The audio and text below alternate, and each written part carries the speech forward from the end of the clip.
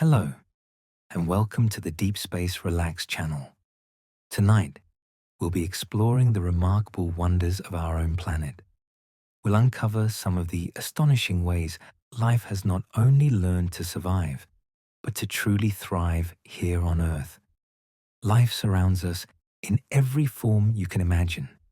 It glows softly in the deep ocean, clings to stone in the driest deserts, and drifts unseen through the air we breathe. Some creatures have persisted almost unchanged for hundreds of millions of years, while others endure places so extreme they seem impossible. Each one feels like a small miracle, holding a piece of the grand puzzle that connects us all. If you enjoy these gentle journeys, I invite you to like and subscribe, or share your favorite fact in the comments below. It helps others find their way here, too. One sleepy soul at a time. But for now, and there's nothing you need to do except rest. Breathe softly, listen closely, and let your thoughts loosen as the stories of life unfold. Let's begin. Life on Earth may have begun at deep-sea vents. When we imagine the origin of life, it's easy to picture warm ponds beneath a kind sun. But scientists now suspect the story may have started in the darkest places of all, hydrothermal vents on the deep ocean floor. These strange chimney-like towers release scalding water rich with minerals from Earth's interior. It sounds hostile, and yet the chemistry here is extraordinary. Minerals can act as catalysts, forming tiny compartments where simple molecules might have assembled into more complex ones. Some researchers think these mineral pockets served as the very first laboratories of life, cradles where fragile beginnings were sheltered from the chaos of early Earth. Even today, these vents are crowded with creatures that live without sunlight, drawing energy directly from the planet's chemistry. It's humbling to imagine our shared story beginning not with warmth and light, but with heat, pressure, and darkness. Some creatures can survive being frozen solid. Imagine turning to ice and then waking again as if nothing happened. For certain animals, this is not fantasy. It's survival. Some frogs in North America, like the wood frog, can allow their bodies to freeze almost entirely through winter. Their hearts stop, their blood no longer flows, and yet they do not die. Special chemicals in their bodies, including glucose, can act like natural antifreeze, protecting delicate cells from bursting. When spring returns and the ice releases its grip, these frogs thaw and hop away unharmed. Insects and tiny invertebrates have evolved similar strategies, enduring deep freezes that would kill most other forms of life.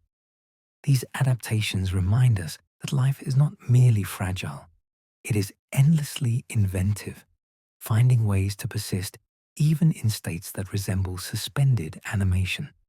It is as if Earth built into its script the power to pause and then resume, the rhythm of living. There are animals that live entirely without sunlight. We're used to thinking of the sun as life's ultimate source.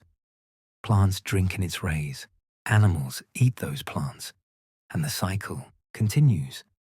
Yet in the deep ocean, far below where light can ever reach, whole ecosystems flourish in complete darkness. And around hydrothermal vents, blind crabs, giant tube worms, and ghost-like fish gather in abundance. Instead of sunlight, they depend on chemosynthesis, bacteria harvesting energy from chemicals like hydrogen sulfide pouring from the vents. Those bacteria become the foundation of a food chain that thrives without a single photon. Deep in underground caves, other species have adapted in similar ways, living entire lives without ever knowing the sun. Their eyes shrink or vanish, and other senses sharpen: touch, vibration, smell, so they can navigate in the dark. Life, it turns out, is not bound to light at any cost. It can build whole worlds in darkness. Jellyfish have drifted through Earth's oceans for over 500 million years. Jellyfish are older than dinosaurs, older than trees, older than nearly anything we recognize as familiar life. Yet they have pulsed through the seas for more than 500 million years, surviving mass extinctions that erased countless other species. Their bodies seem almost otherworldly, simple sacs of tissue made mostly of water, with no bones, no brain, and no heart. And yet their design works so well, it has barely changed across geological ages. They drift with currents, sometimes glowing with an eerie light, sometimes gathering into blooms so vast they can be seen from space. Despite their simplicity, jellyfish are remarkable survivors, able to regenerate damaged parts and thrive in waters where many fish struggle. Watching a jellyfish pulse slowly through the sea can feel like staring into deep time itself, witnessing a design that has endured for 500 million years and shows no sign of fading. Some microbes can eat rocks for energy. Most of us picture life feeding on plants, animals, or sunlight, but some microbes have an entirely different menu. They feed directly on minerals and stone. These organisms, called lithotrophs, can pull electrons from substances like iron, sulfur, or even uranium, using chemistry itself as fuel. Deep beneath Earth's crust, in places with no light and no organic food, entire microbial communities survive on this strange diet. Some scientists believe they offer a glimpse of what life might look like on other worlds: simple, tough, and able to draw sustenance from bare rock. Even more astonishing, these microbes can gradually change the chemistry of their surroundings, slowly altering the minerals they touch. Over billions of years, they may have helped shape Earth's environment itself. When you think of resilience, and imagine these invisible miners, patiently eating rock in the dark, thriving where almost nothing else could. The oldest known living organism is more than 10,000 years old. When we measure our lives in decades, the ages of Earth's oldest organisms feel almost impossible to grasp. In the ocean, clonal colonies of seagrass, such as Posidonia oceanica, may have persisted for more than 10,000 years, spreading quietly beneath the waves. On land, clonal trees like the quaking aspen, known as pando in Utah, form entire forests of genetically identical stems, all connected through a single root system that has endured for millennia. These living beings have witnessed climates shift and ages pass, outlasting countless generations of animals and humans. They remind us that longevity in nature is not always about a single body, but about continuity, a life form that endures by renewing itself again and again. Standing near such ancient life can make time feel wider, as if the heartbeat of Earth is measured not in years, but in the slow breathing of forests and oceans. Some trees can clone themselves across millennia. Trees may seem still and solitary, yet many carry a quiet power, the ability to clone themselves. When branches touch the ground, they can take root, and with time, new trunks rise. Species like willow and poplar can spread this way, forming vast stands that are genetically identical. The most famous is Pando, the trembling giant of Utah, a forest of tens of thousands of stems that all belong to one ancient individual, possibly tens of thousands of years old. Unlike animals, which usually live and die as separate individuals, And trees can persist by repeating themselves, sending fresh shoots upward while older trunks fade. The forest becomes both mortal and immortal, both ancient and continually renewed. It's a reminder that life can outlast time not only by endurance, but by spreading itself across generations in a quiet, collective persistence. A fungus in Oregon covers nearly 10 square kilometers. In Oregon's Blue Mountains lives one of the largest organisms on Earth, a fungus known as Armillaria ostoye. At first glance, it seems like nothing more than scattered mushrooms appearing on the forest floor. But beneath the soil lies a vast network of thread-like filaments called mycelium, all connected, stretching across nearly 10 square kilometers. This colossal being is thousands of years old and is estimated to weigh hundreds of tons. Though it grows unseen, its reach can dwarf even the largest animals. Its filaments invade tree roots, slowly digesting wood and recycling the forest from the inside out. Walking across that woodland, you might think you're surrounded by many separate trees and scattered mushrooms, but in truth, you're stepping on the living skin of one immense organism, a hidden giant that quietly rules its domain. It's both eerie and awe-inspiring, a reminder that the Earth is full of secret giants. There are more microbes in your body than human cells. If you think of yourself as a single, self-contained individual, science offers a humbling correction. You are an ecosystem. For every human cell in your body, there are at least as many microbial companions, and in many estimates, even more. Bacteria, viruses, fungi, and archaea live on your skin, in your mouth, throughout your gut, and deep within your tissues. Together, they're known as the microbiome, and they influence everything from digestion to mood, from immunity to energy levels. Many are essential. Without them, we could not survive. Others live alongside us quietly, neither harming nor helping.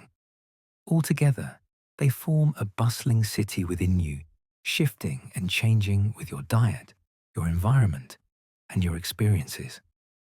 When you realize that so much of you is microbial, it becomes clear that life is never solitary. Even inside our own bodies, we are networks, a cooperative dance of countless beings sharing one vessel.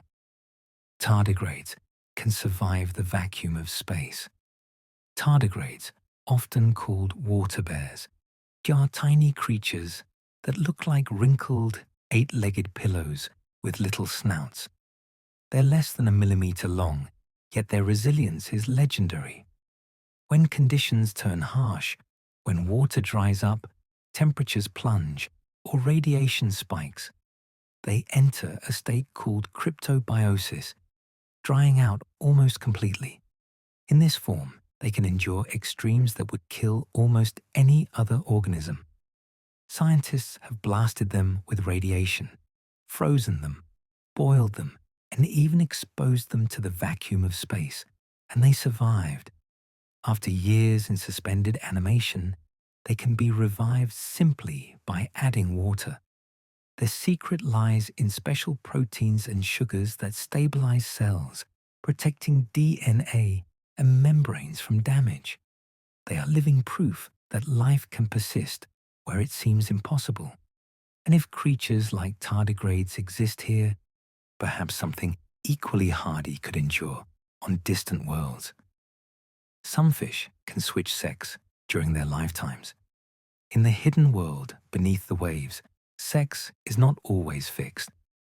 Many fish have the astonishing ability to change sex during their lives. In clownfish communities, for example, the largest and most dominant member becomes female while the others remain male. If she dies, the next largest male transforms into a female to take her place. In wrasses and groupers, Males sometimes shift to females, or the reverse, depending on what the group needs to keep balance. These changes are profound. Reproductive systems reshape, hormone levels shift, and even behavior adapts. It's a reminder that categories we often think of as rigid can be fluid in nature. In the ocean, survival often depends on flexibility, and these fish show how adaptable life can be, rewriting its own rules to ensure the continuity of its lineage.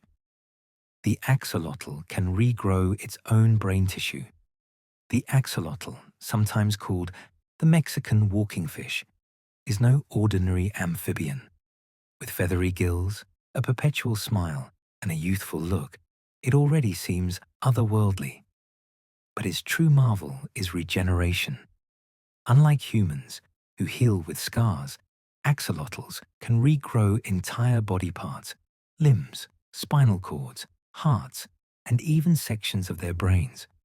When injured, specialized cells reset into a more flexible state, almost like stem cells, and rebuild missing structures with astonishing precision.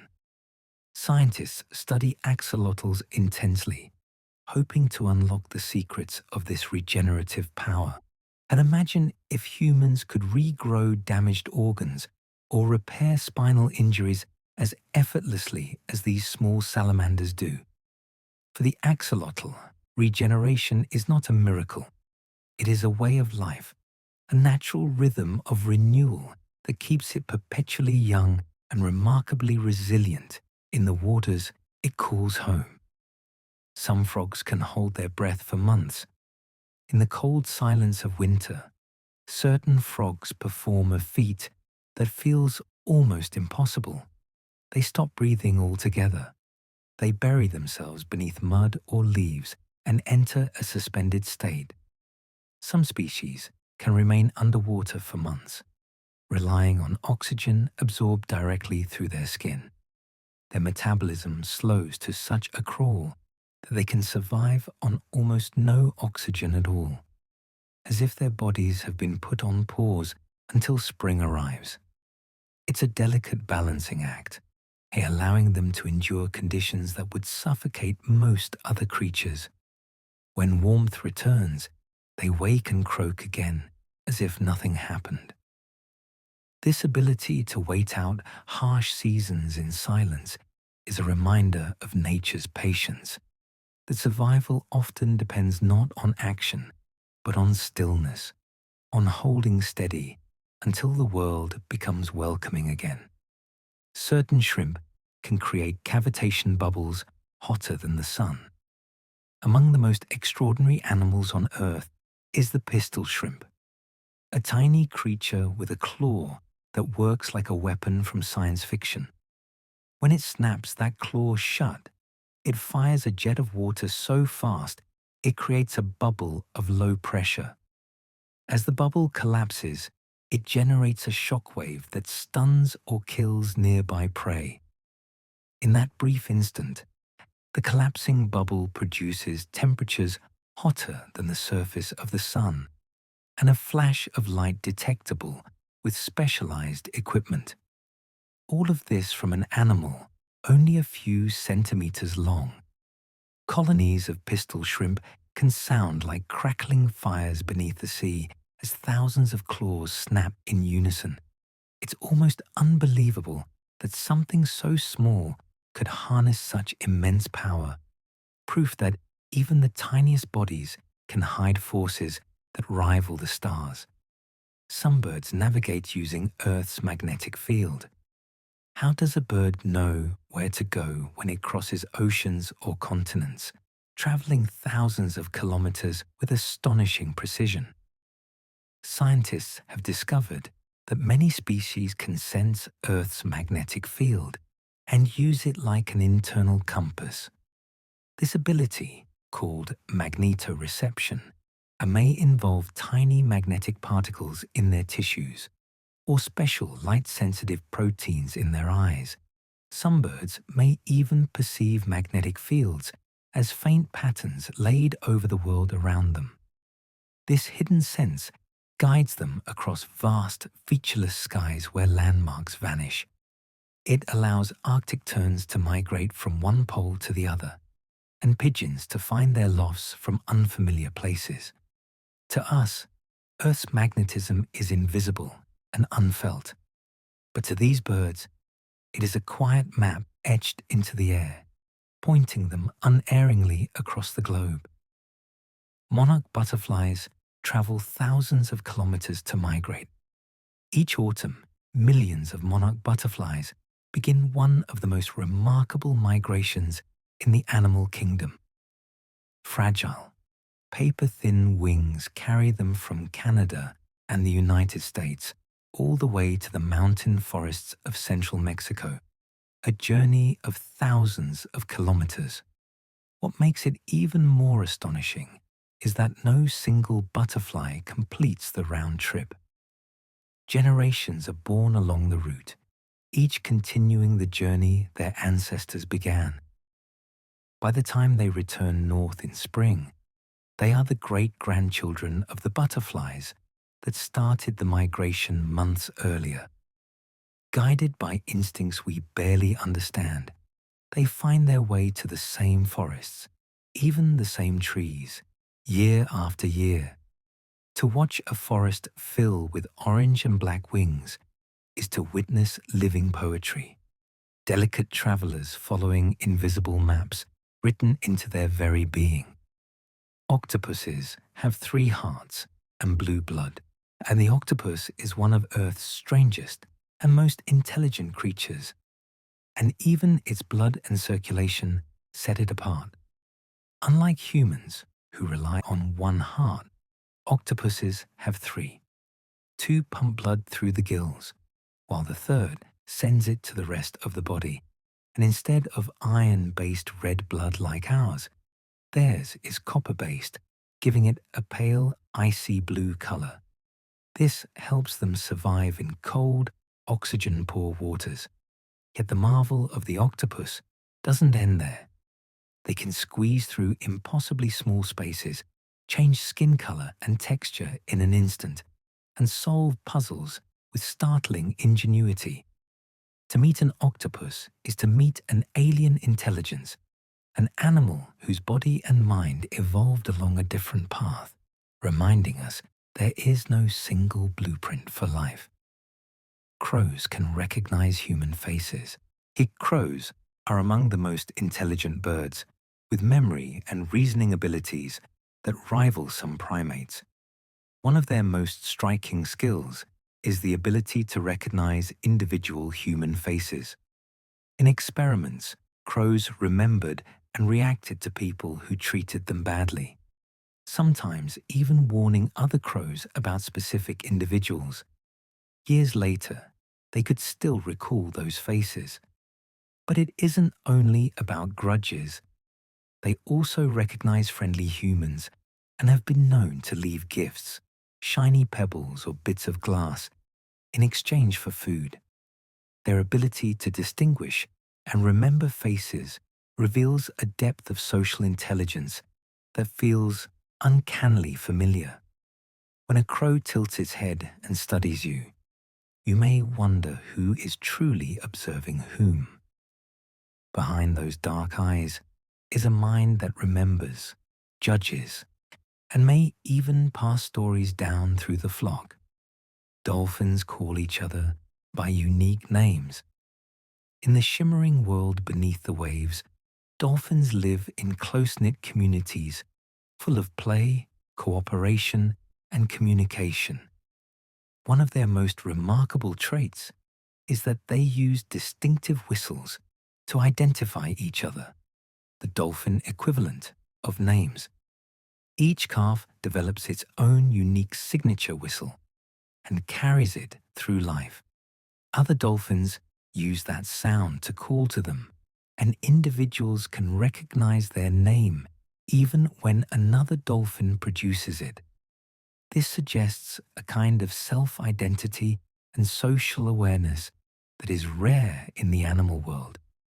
Dolphins have been heard calling for companions separated from them, almost like a roll call across the sea, To imagine a pod weaving through water while calling names in a chorus of whistles is to glimpse a sophisticated culture we are only beginning to understand. Elephants can detect storms hundreds of kilometers away. Elephants are giants not only in size, but in sensitivity. With ears like vast receivers and feet that sense subtle vibrations, they can detect approaching storms from astonishing distances, sometimes hundreds of kilometers away. Researchers believe they may pick up infrasonic sounds, rumblings far below human hearing, produced by distant thunder or shifting weather systems. This gives them time to begin long migrations toward water and shelter. Elephants also communicate using low-frequency calls that can travel across great distances, carrying messages through the landscape. For such massive animals, their awareness is finely tuned, responding to whispers of the earth and sky. To stand near an elephant is to be near a being deeply connected to its environment, one that seems to feel the planet's pulse in ways we can barely imagine. Whales sing songs that change over time. Beneath the ocean's surface, where light fades into endless blue, humpback whales sing. Their songs are long, haunting sequences of moans, cries, and melodies that can travel for hundreds of kilometers through water. A single song can last for hours, repeating in loops as the whale drifts or swims slowly along. But what makes these songs astonishing is not only their beauty, it's their change. Over months and years, whales collectively alter their songs, adding new phrases and dropping others, as if an entire population agrees to remix the melody. These changes ripple through oceans like cultural waves, with one region's song gradually spreading to others.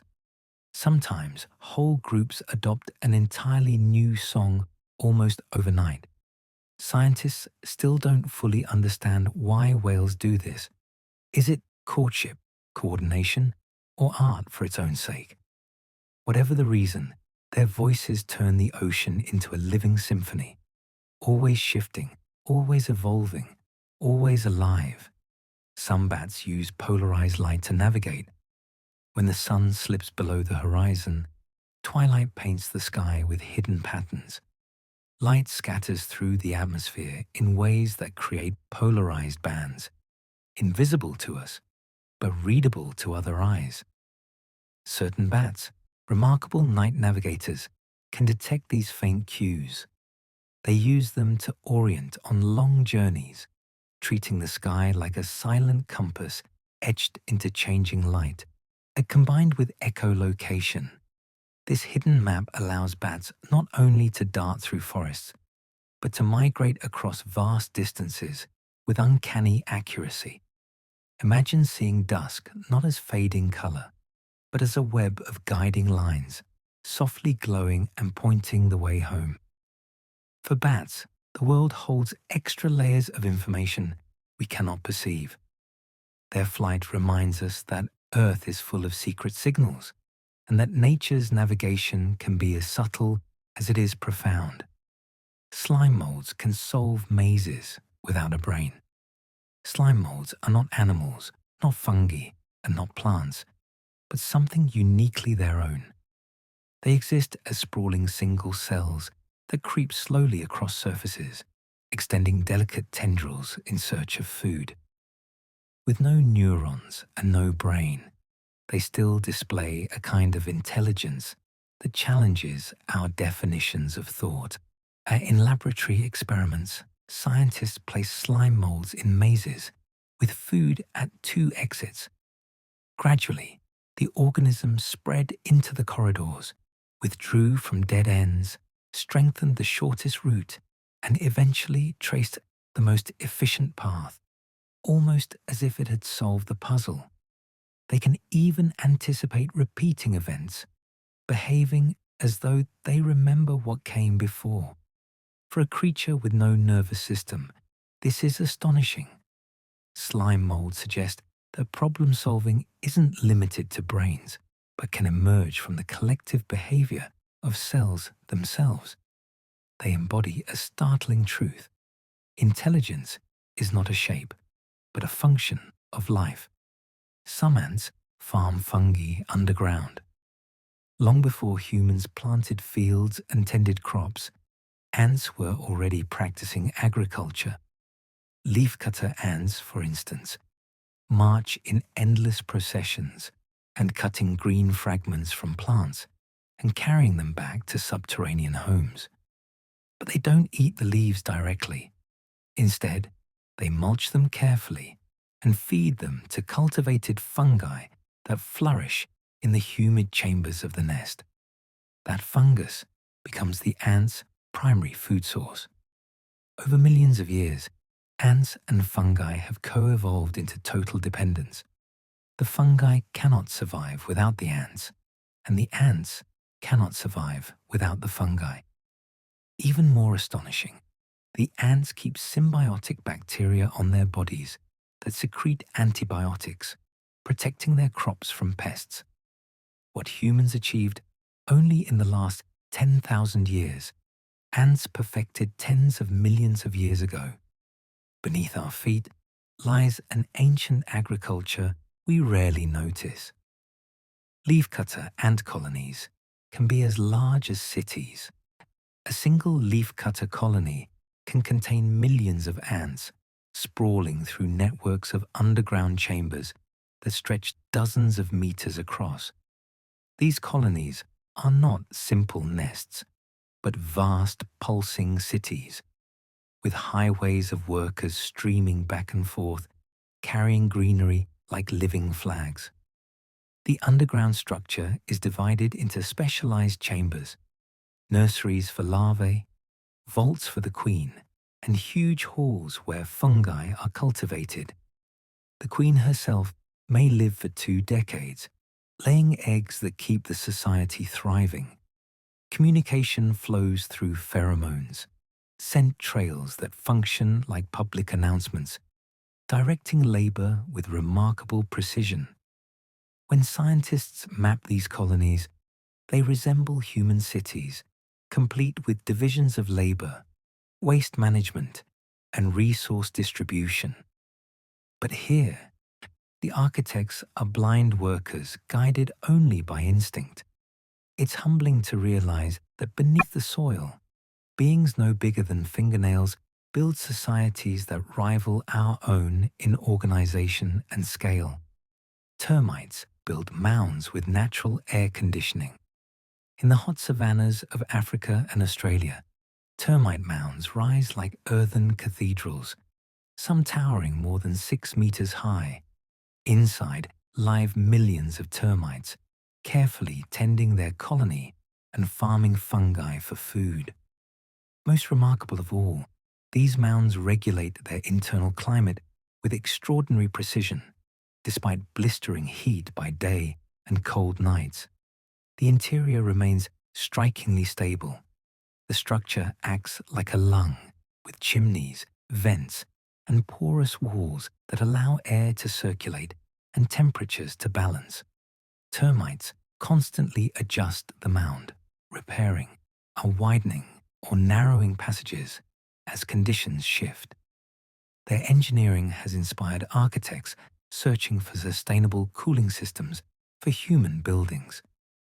Imagine standing beside one of these structures, a towering, breathing skyscraper of clay built grain by grain, sheltering a society whose natural architecture can surpass much of what humans design. Today, bioluminescent creatures light up the deep ocean. The deep ocean, a realm of blackness beyond the reach of sunlight, glows with light of its own. Here, countless organisms produce bioluminescence, shimmering in blues and greens, and sometimes even red.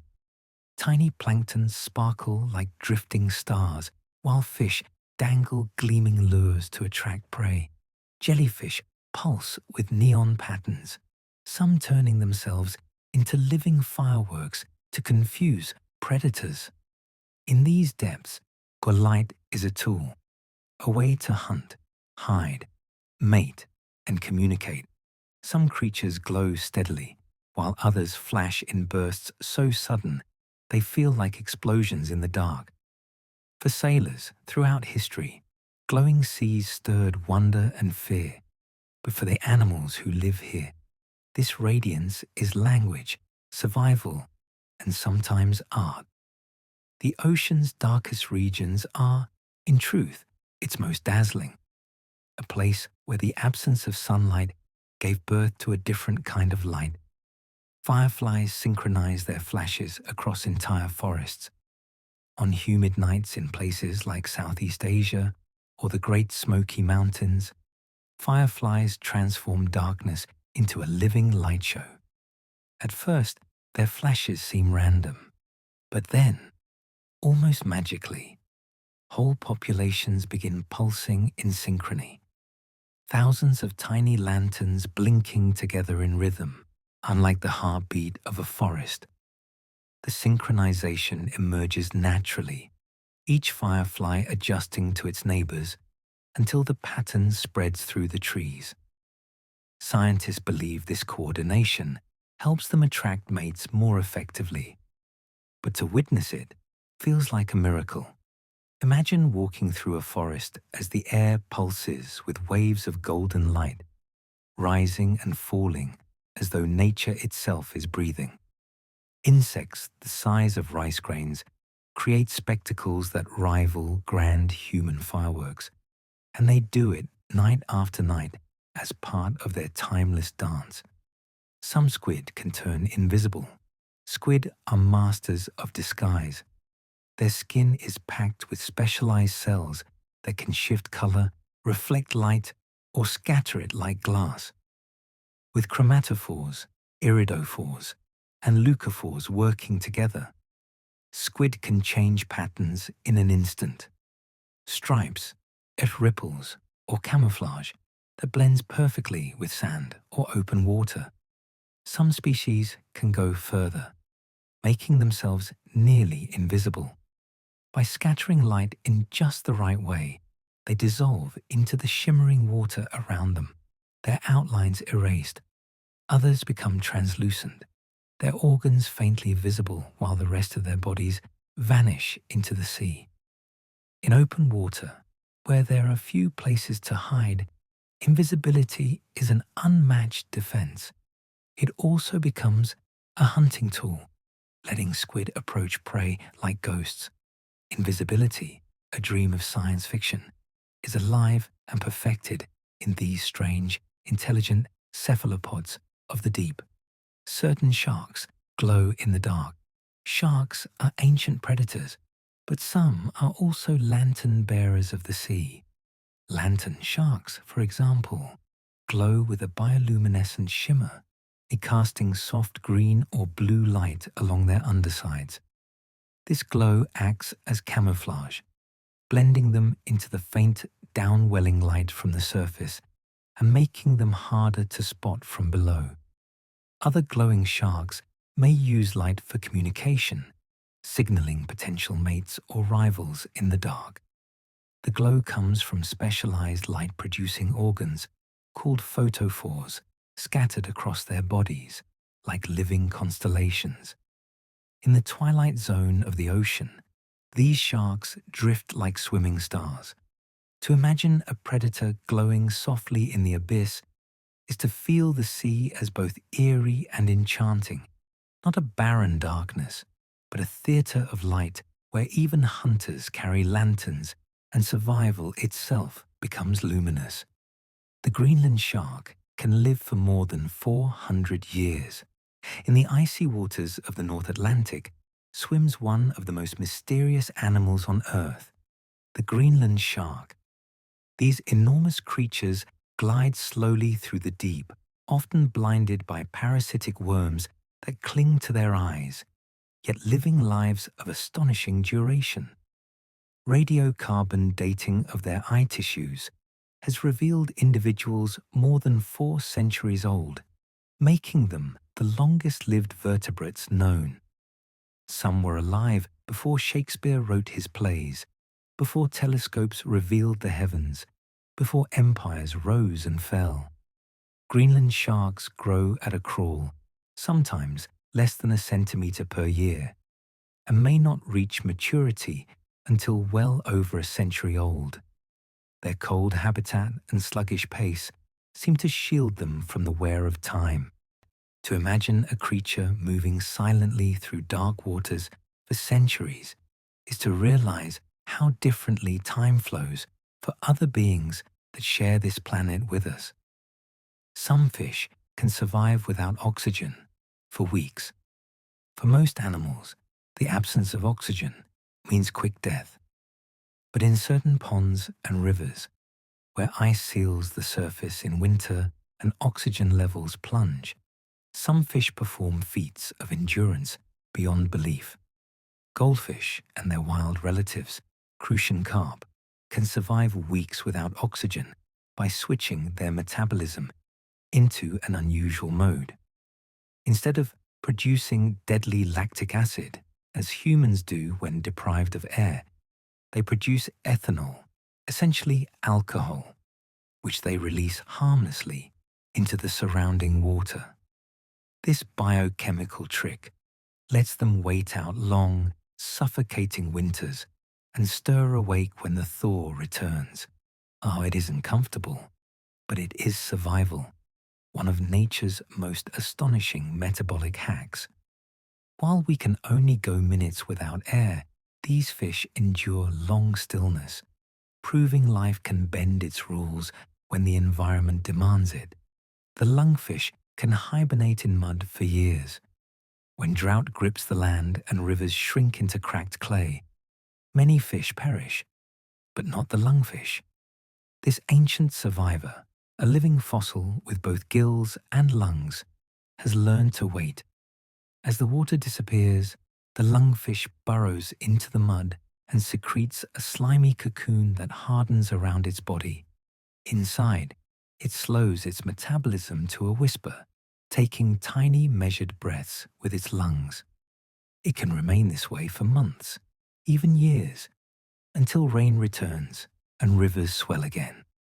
Then, with astonishing patience, it wriggles free, in emerging as though nothing happened.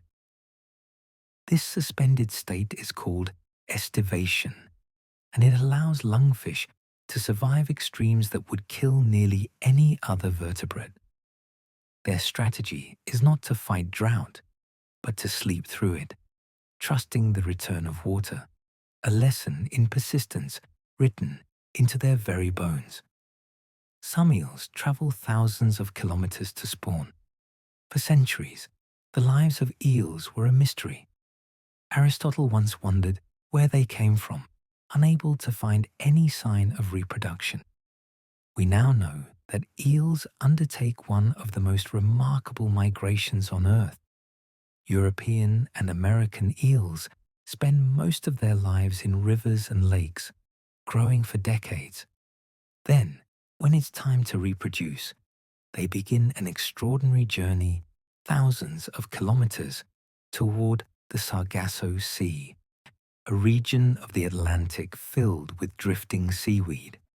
There, in open ocean, they spawn and die. Their offspring, tiny transparent larvae shaped like willow leaves, drift back across the ocean on currents, eventually transforming into young eels that return to rivers their parents will never see. It is a cycle so improbable, so secretive, that even today scientists still struggle to witness it fully. The eel's life remains one of the ocean's deepest mysteries. Parrotfish sleep in cocoons of mucus. Beneath coral reefs, when night falls, parrotfish settle in for sleep. But instead of simply wedging into a crevice, they secrete a protective cocoon of mucus, wrapping themselves in a clear, shimmering bubble. This slippery sleeping bag helps mask their scent from predators, such as moray eels, making them harder to track. While it may also serve as a barrier against parasites. Watching a parrotfish tucked inside its own glistening veil feels both strange and enchanting, like seeing a creature swaddled in a ghostly film. By morning, the fish breaks free, ready to spend the day crunching coral with beak-like jaws, helping create the very sand that forms tropical beaches. Night after night, the ritual repeats. A bed spun from mucus, a delicate shield against the risks of darkness. In this small, brilliant habit is a reminder that sleep in the wild is never simple, but always an act of survival. Seahorses give birth through the males. In the underwater world of seahorses, familiar roles are flipped. While males of many species compete mainly to fertilize eggs, male seahorses do something extraordinary. They carry the young. After courtship dances and careful displays, the female places her eggs into a specialized pouch on the male's body. There, he fertilizes them and supplies oxygen and nutrients as they develop. Weeks later, he goes into labor, releasing fully formed miniature seahorses into the sea. This unusual arrangement frees females to produce more eggs while males take on the nurturing role. Watching a male seahorse give birth, tensing and twisting as dozens of tiny replicas burst into open water, can feel surreal and deeply moving. It shows that roles in nature are flexible and that parenting can take forms as diverse as life itself. In the seahorse, we glimpse an oceanic inversion of expectations. Some insects can walk on water. Water striders, delicate insects with long, spindly legs, skim across ponds and streams as if skating on glass. Their secret is physics. Tiny hairs on their legs repel water, trapping a thin layer of air that keeps them from breaking the surface tension. With each step, they press into the water's skin, pushing against the small dimples beneath them like an invisible trampoline. Whole colonies can gather and move in loose synchrony, like dancers across a mirrored stage. For them, the surface is not a barrier, but a world of its own, offering food above and safety from many predators below. To us, walking on water feels miraculous. To these insects, it's ordinary life refined over millions of years. Watching them glide so effortlessly across still ponds is like peeking into a different rulebook, one where the line between air and water becomes a playground. Water bears can withstand deadly radiation. Tardigrades, tiny, plump creatures often nicknamed water bears, are among the most resilient life forms we know. Beyond surviving the vacuum of space, they can endure radiation levels thousands of times higher than those fatal to humans. They do this by producing unique proteins that protect their DNA and by entering a near-death state called cryptobiosis. In this state, their bodies dry out, metabolism slows to almost nothing, and cells become fortified against damage. Years later, they can revive with nothing more than a drop of water. Scientists study them closely, hoping their resilience might inform human medicine, radiation protection, or even long-duration space travel. Water bears, invisible to the naked eye, remind us that strength is not about size, but about endurance, the ability to survive the impossible and wake again. And some algae can survive inside rocks.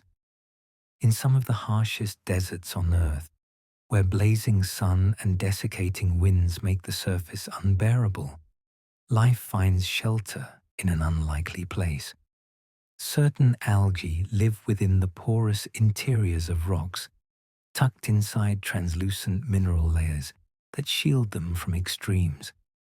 These endolithic organisms survive on the faint trickle of light that filters through stone and the scarce moisture that seeps along microscopic cracks.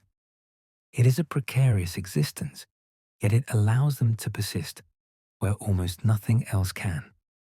Scientists have found them in Antarctica's dry valleys and in the Atacama Desert, landscapes so extreme they're used as stand-ins for Mars.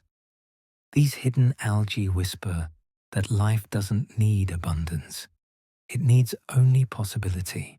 And to live inside stone is to defy our assumptions about where life can thrive, widening our imagination of what other worlds might harbor. Lichens are partnerships between algae and fungi. At first glance, lichens look like simple crusts or mossy patches clinging to rocks and bark. But they are not single organisms at all. They're intricate alliances between fungi and algae, or sometimes cyanobacteria. The fungus provides shelter, structure, and access to minerals, while the algae contribute photosynthesis, turning sunlight into energy. Together, they form a composite being greater than the sum of its parts. Lichens can colonize bare stone, ice, and even rooftops, slowly breaking surfaces down and paving the way for other life. They endure in environments from frozen tundra to scorching deserts, surviving extremes that kill most plants. Some lichens are thought to live for thousands of years. Their quiet persistence teaches us about cooperation, two very different forms of life merging into one, proof that survival can depend not on competition, but on partnership, a lesson as old as Earth itself. Certain bacteria breathe metal instead of oxygen. For most life, oxygen is the final step in respiration, the molecule that accepts electrons and allows energy to flow. But some bacteria live where oxygen never reaches.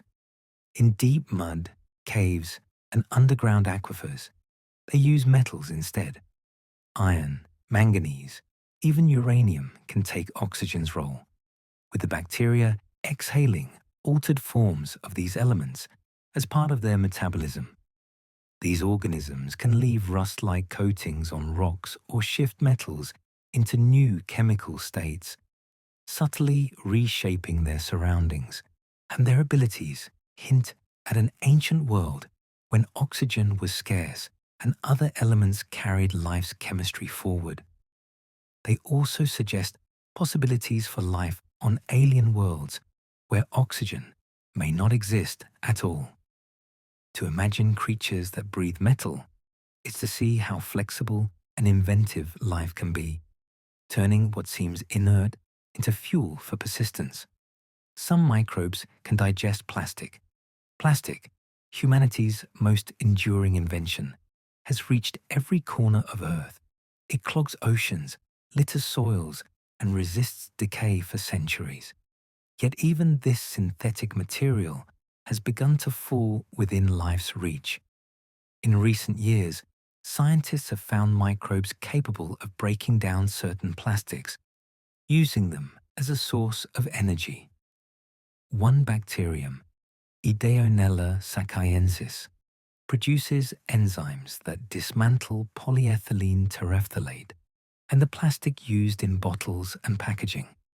Some fungi have also shown the ability to digest plastics in laboratory experiments. The process is slow and imperfect, but the existence of it is startling. In just a few decades, organisms are already adapting to a substance that never existed in nature before. It is a sobering reminder of human impact, and also a testament to life's relentless drive to exploit whatever environment it encounters. Trees communicate through underground fungal networks. Beneath the forest floor lies a hidden web, threads of fungi weaving through soil, linking tree roots into vast networks. Through these connections, trees share nutrients, sending sugars, nitrogen, and phosphorus to one another. They can also transmit chemical signals, warning neighbors of insect attacks or drought. Older and larger trees, sometimes called mother trees, may nourish young seedlings through these networks, helping the next generation survive. Scientists have nicknamed this system the Wood Wide Web, a quiet communication channel that binds the forest together. Above ground, trees appear silent and separate. Below, they are joined in constant exchange, a community rather than isolated individuals. To walk through a forest, knowing this is to see it differently. Every trunk a tower connected by unseen threads, a conversation of roots and fungi that has been unfolding for millions of years. Plants can release chemical warnings to neighbors. Plants may be rooted and still, but they are not passive. When insects begin chewing their leaves, some plants release chemical signals into the air. These volatile compounds drift to nearby plants of the same species, prompting them to prepare defenses, producing bitter chemicals, toughening tissues, or even attracting predators that feed on the insects. In this way, plants warn each other of approaching danger. Some can change the taste of their leaves so strongly that herbivores abandon them for less defended meals. To us, these alerts are invisible, carried as faint perfumes we might never notice. But within fields and forests, they are alarm cries, messages riding the wind. Plants, it turns out, are not mute witnesses to their fate. They are active participants in survival, speaking in a language written in scent and chemistry. The Venus flytrap can count its prey's movements. The Venus flytrap is one of nature's most iconic hunters, a plant that snaps shut on unsuspecting insects. But it doesn't waste energy on false alarms. Inside each trap are tiny trigger hairs. One touch is ignored. But if a second touch follows within about 20 seconds, the trap closes, sealing the prey inside. The plant is, in effect, counting. Once closed, continued movement triggers the release of digestive enzymes, breaking the insect down into nutrients. This counting system ensures the plant invests energy only when a real meal is caught. It's surprisingly sophisticated for something with no nerves and no brain. Watching a Venus flytrap act is like seeing intelligence expressed in green, a patient hunter timing its response with silent precision, turning stillness into strategy. Some plants remember past experiences. Memory is something we usually associate with animals, yet certain plants seem to remember too. In experiments, the sensitive plant Mimosa pudica, which folds its leaves when touched, was repeatedly dropped in a harmless way. At first, the leaves snapped shut in defense, but over time, the plant stopped reacting, as if it had learned the stimulus was not dangerous. Weeks later, it still remembered, ignoring harmless drops while responding to new threats. This memory involves no neurons, but biochemical changes inside cells that alter how the plant responds to repeated signals. It suggests that even brainless organisms can retain information from the past and adjust behavior in the future. Plants may be rooted in place, but they are not without awareness. In their own way, they record experience and learn from the world that shapes them. Bamboo can grow nearly a meter in a single day. Among the fastest growing plants on Earth, bamboo can seem almost unreal. In ideal conditions, certain species can stretch close to a meter in a single day, so quickly that attentive observers swear they can see it rising. Its hollow, segmented stems allow water and nutrients to surge upward efficiently, fueling this explosive growth. For centuries, bamboo has served humans as food, shelter, tools, and even musical instruments. Its speed also makes it a symbol of resilience and renewal in many cultures. While forests take decades to mature, bamboo can regenerate after harvest within a season. In regions where it thrives, it is both a practical resource and a living metaphor. Strength through flexibility, power through patience, speed through design. Bamboo's growth is not only extraordinary, but strangely poetic, embodying nature's ability to flourish with breathtaking swiftness. The Titan arum produces the world's largest flower. Deep in the rainforests of Sumatra grows a plant whose bloom has astonished explorers and botanists alike. The Titan arum, sometimes called the corpse flower. When it blossoms, rarely, a single flower stalk can rise over 3 meters tall, towering like a spire. The bloom opens to reveal a deep crimson interior and releases a stench reminiscent of rotting meat.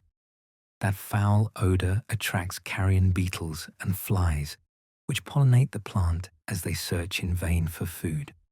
For the brief hours or days it remains open, the flower becomes a spectacle of beauty and grotesquerie, one of the largest and strangest blooms in the natural world.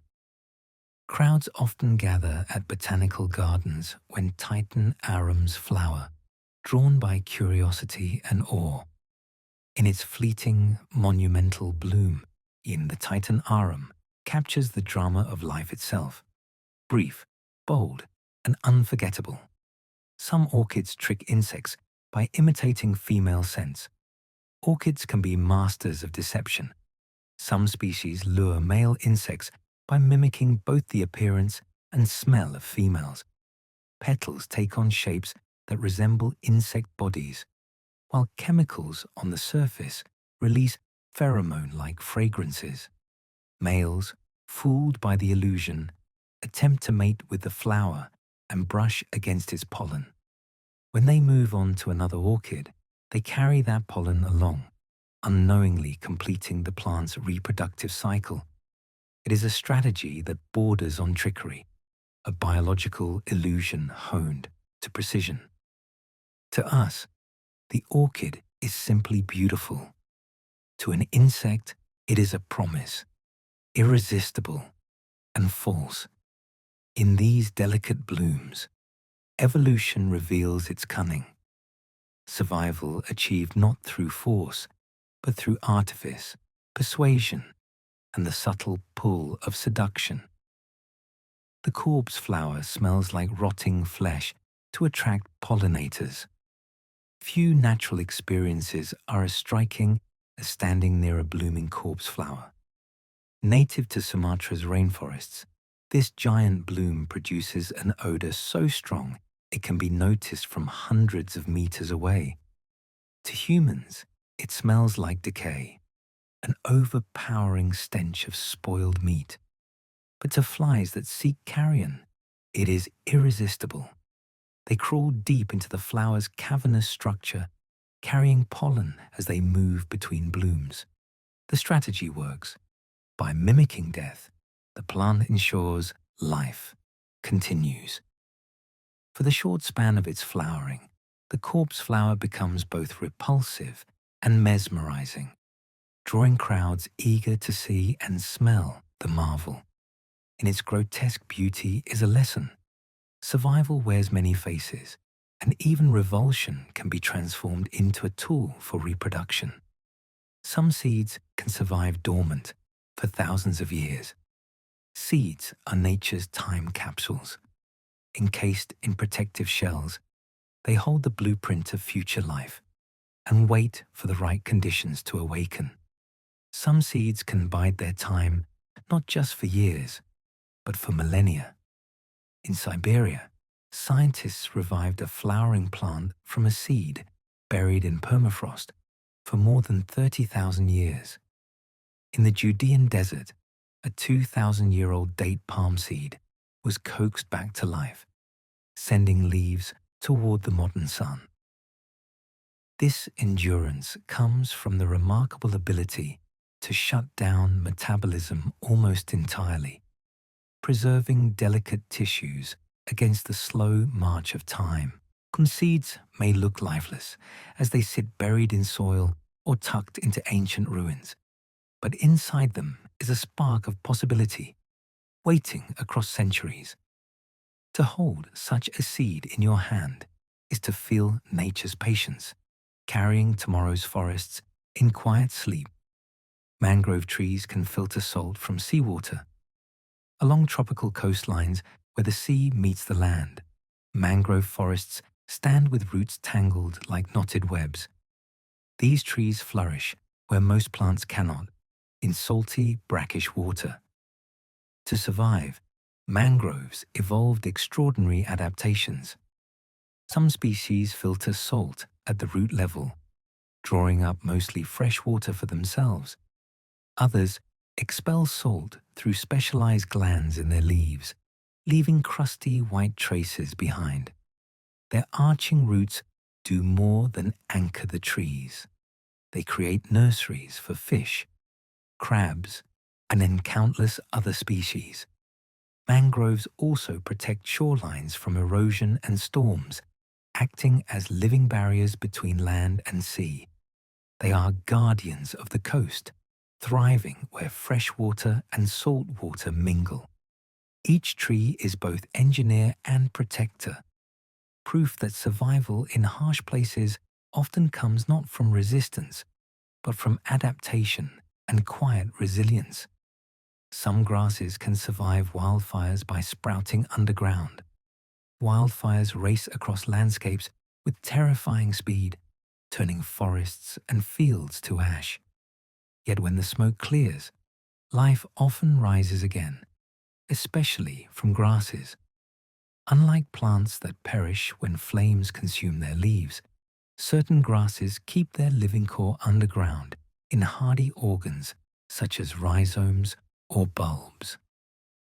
Even when fire scorches the surface, these hidden reserves remain protected, awaiting to send up new green blades.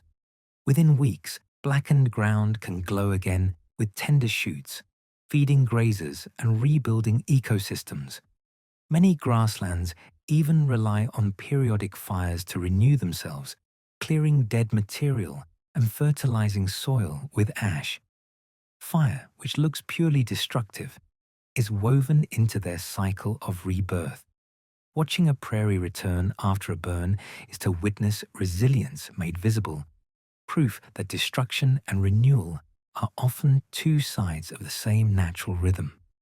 Coral reefs are built by tiny animals, but support entire ecosystems. When we picture coral reefs, we imagine sprawling underwater cities filled with fish, turtles, and luminous color. Yet reefs are built by some of the smallest animals in the sea, coral polyps, tiny creatures related to jellyfish.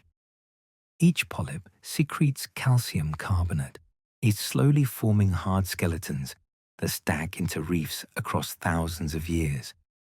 Individually, they are fragile. Together, they create structures visible from space. These reefs shelter roughly a quarter of marine life, offering food, homes, and breeding grounds. They also protect coastlines from waves and storms, acting as living breakwaters. Without corals, many tropical seas would be sparse and quiet. Their patient labor builds kingdoms of beauty and biodiversity, delicate yet essential.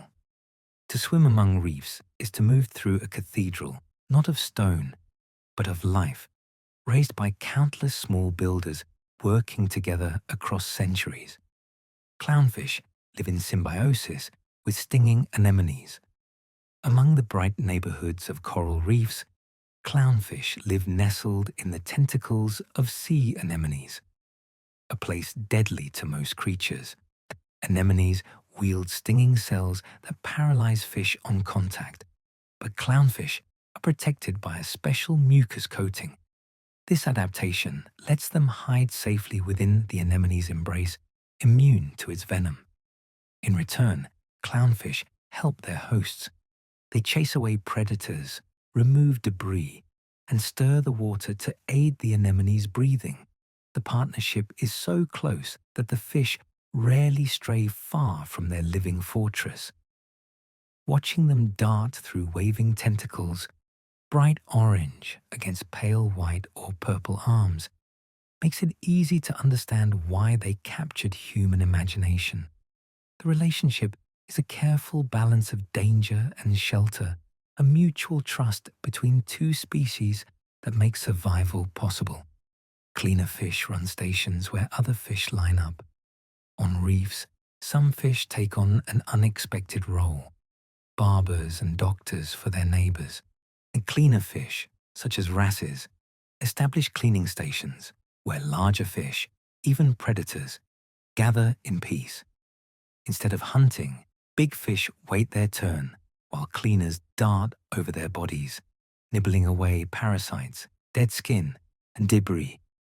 Groupers, eels, and parrotfish all submit, sometimes opening their mouths wide so cleaners can swim inside and tidy their gills. Both sides benefit. The cleaners gain reliable food, and their clients get relief from pests. Watching a cleaning station can feel like observing a marketplace or a spa, with species that might otherwise be enemies cooperating in calm proximity. It shows that even in nature's competitive world, neutrality can flourish.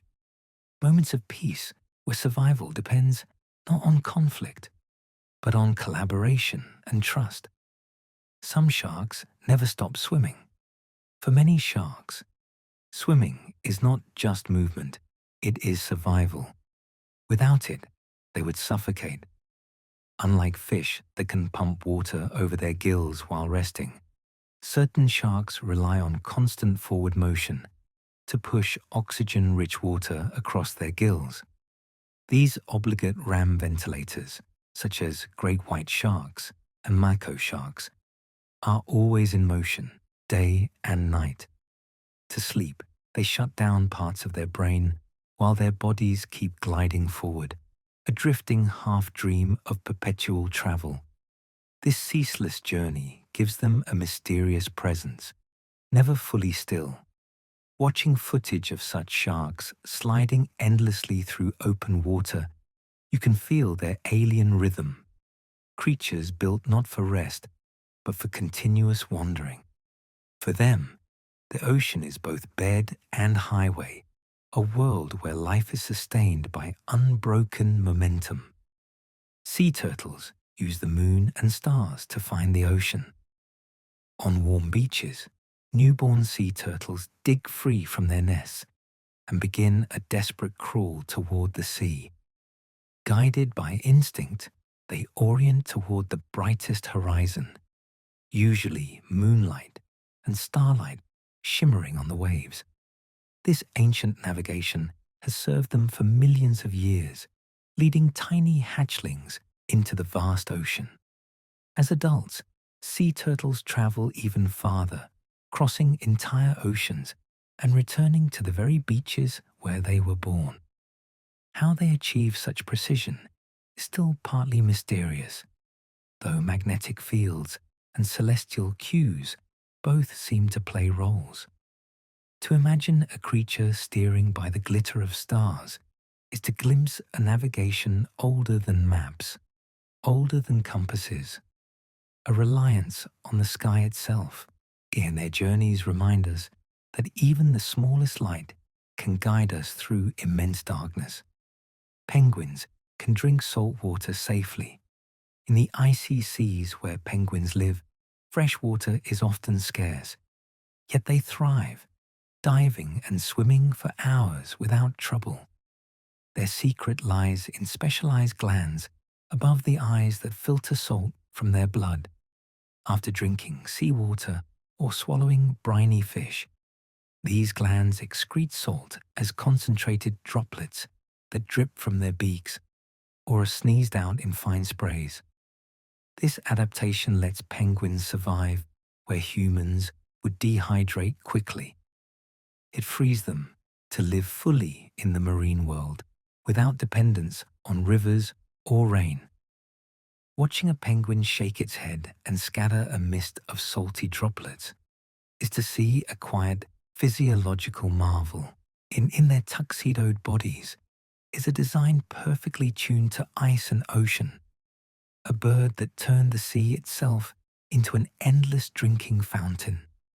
Some birds sleep while flying, high above oceans where land is distant and rest is impossible. Some birds have learned to sleep on the wing. The great frigate bird, for example, can spend weeks aloft without landing, gliding on warm currents. Researchers have found that while flying, these birds rest by shutting down one half of the brain at a time, while the other half stays alert enough to steer. These micro naps may last only seconds, but repeated again and again, they allow the bird to survive long journeys without touching ground.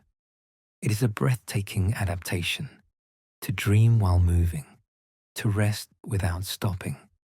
Imagine drifting through the sky with eyes half closed, carried by invisible winds. He's suspended between wakefulness and sleep. For birds that live at the edge of endurance, sleep itself has become as flexible and creative as flight. Albatrosses can glide for hours without flapping. Albatrosses are masters of wind, spending most of their lives soaring above open oceans. Their wings, stretching up to 3.5 meters, are perfectly suited to a technique called dynamic soaring. By angling into shifting air currents, they rise and fall in wide arcs, extracting energy from invisible waves of wind above the sea. This allows them to glide for hours, sometimes days, without a single flap. With this ability, albatrosses can circle the globe, traveling tens of thousands of kilometers each year. They can sleep in flight, drink rainwater caught in their beaks, and come to land mainly to breed. To see an albatross floating over the waves is to witness a creature at one with the air itself, riding the wind as though the whole sky were an endless road. Hummingbirds' hearts beat over 1,000 times a minute. Tiny and radiant, hummingbirds are among nature's most astonishing athletes. Their wings blur faster than the eye can follow, letting them hover in place and dart in any direction. To fuel these feats, their hearts can beat more than 1,000 times a minute in flight. Their metabolism is so fast, they must sip nectar almost constantly, visiting hundreds of flowers each day. At night, to conserve energy, they enter a state called torpor, slowing their heart dramatically, like slipping into a miniature hibernation.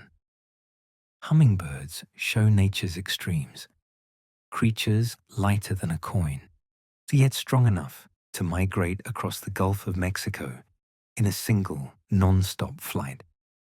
In their jewel-like bodies, life burns with a rhythm as fast and bright as it can. Some birds dance elaborately to court mates. Courtship takes many shapes, but in certain birds, it becomes an art.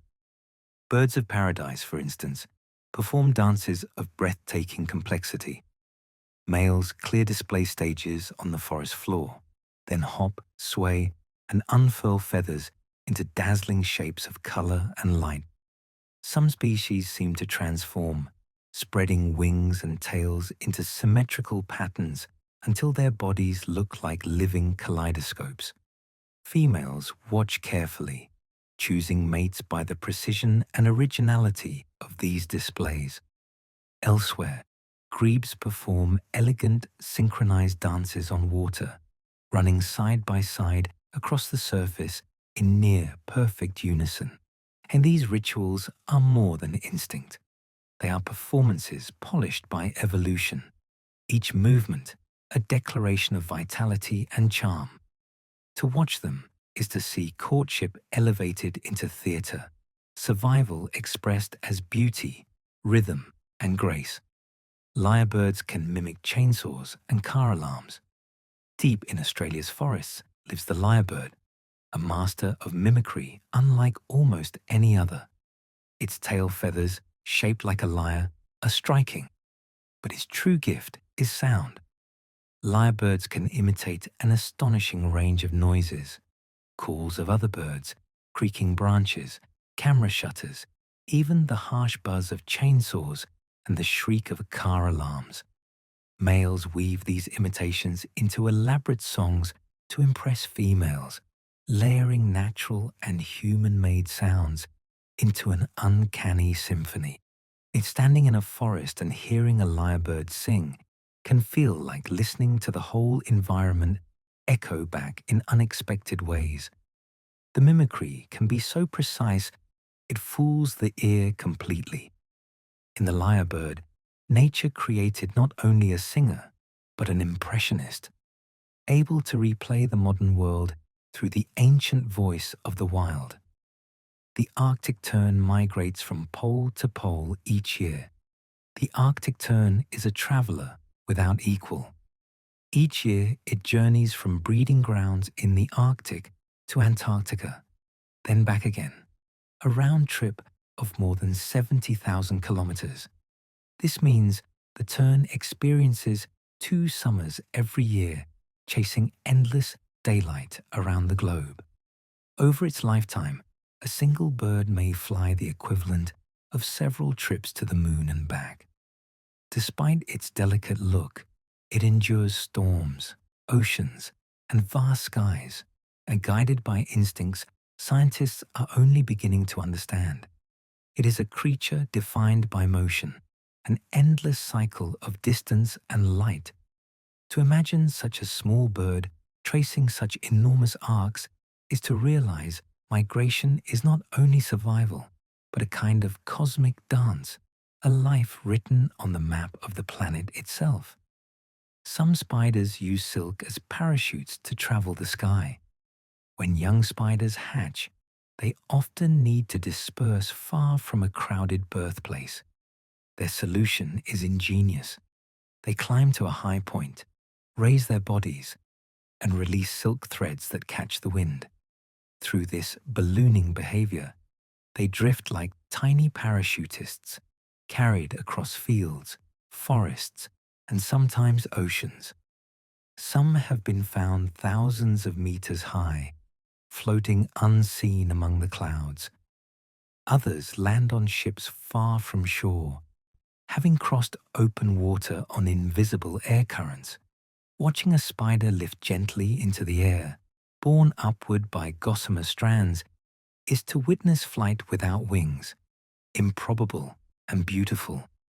It reminds us the sky is not empty, but full of minute travelers moving silently on threads of silk into the unknown. Orb weaver spiders can spin silk stronger than steel. Among nature's finest engineers are orb weaver spiders, whose symmetrical webs gleam with morning dew. The silk they produce is one of the most remarkable materials on Earth. Lighter than cotton, yet stronger gram for gram than steel. It can stretch without snapping, absorbing impacts that would shatter other fibers. To build a web, the spider uses multiple kinds of silk, each with a different purpose: strong radial lines, sticky spirals for catching prey, and softer threads for wrapping and shelter. Despite their delicate look, orb webs can trap insects many times the spider's size. Human researchers have long tried to recreate spider silk for medicine, engineering, and textiles, but its complexity still resists easy imitation. The spider, with patient weaving and slender legs, accomplishes nightly what our most advanced technology still struggles to master. Trapdoor spiders build hinged homes underground. In the quiet earth beneath grass and leaf litter, trapdoor spiders build hidden houses. They dig burrows lined with silk, then craft camouflage doors from soil and plant matter, hinged with spider silk so they swing open and shut in silence. From within, the spider waits motionless, reading vibrations at the entrance. When unsuspecting prey comes close and the door bursts open, and the spider snatches its victim, then slips back inside. The lid swings shut again, leaving almost no hint of the attack. These clever homes protect the spider from predators and harsh weather, while offering a perfect hunting vantage. Unlike the airy webs of orb weavers, trapdoor spiders build patient fortresses made for secrecy. To walk past such a burrow is to miss the drama unfolding just beneath the soil, a world of hinges, shadows, and sudden strikes. Some wasps turn other insects into zombies. Among nature's most unsettling tactics are parasitic wasps that manipulate other animals into becoming unwilling hosts. Some species inject eggs into caterpillars or cockroaches. When the larvae hatch, they feed inside a living body and release chemicals that change the host's behavior.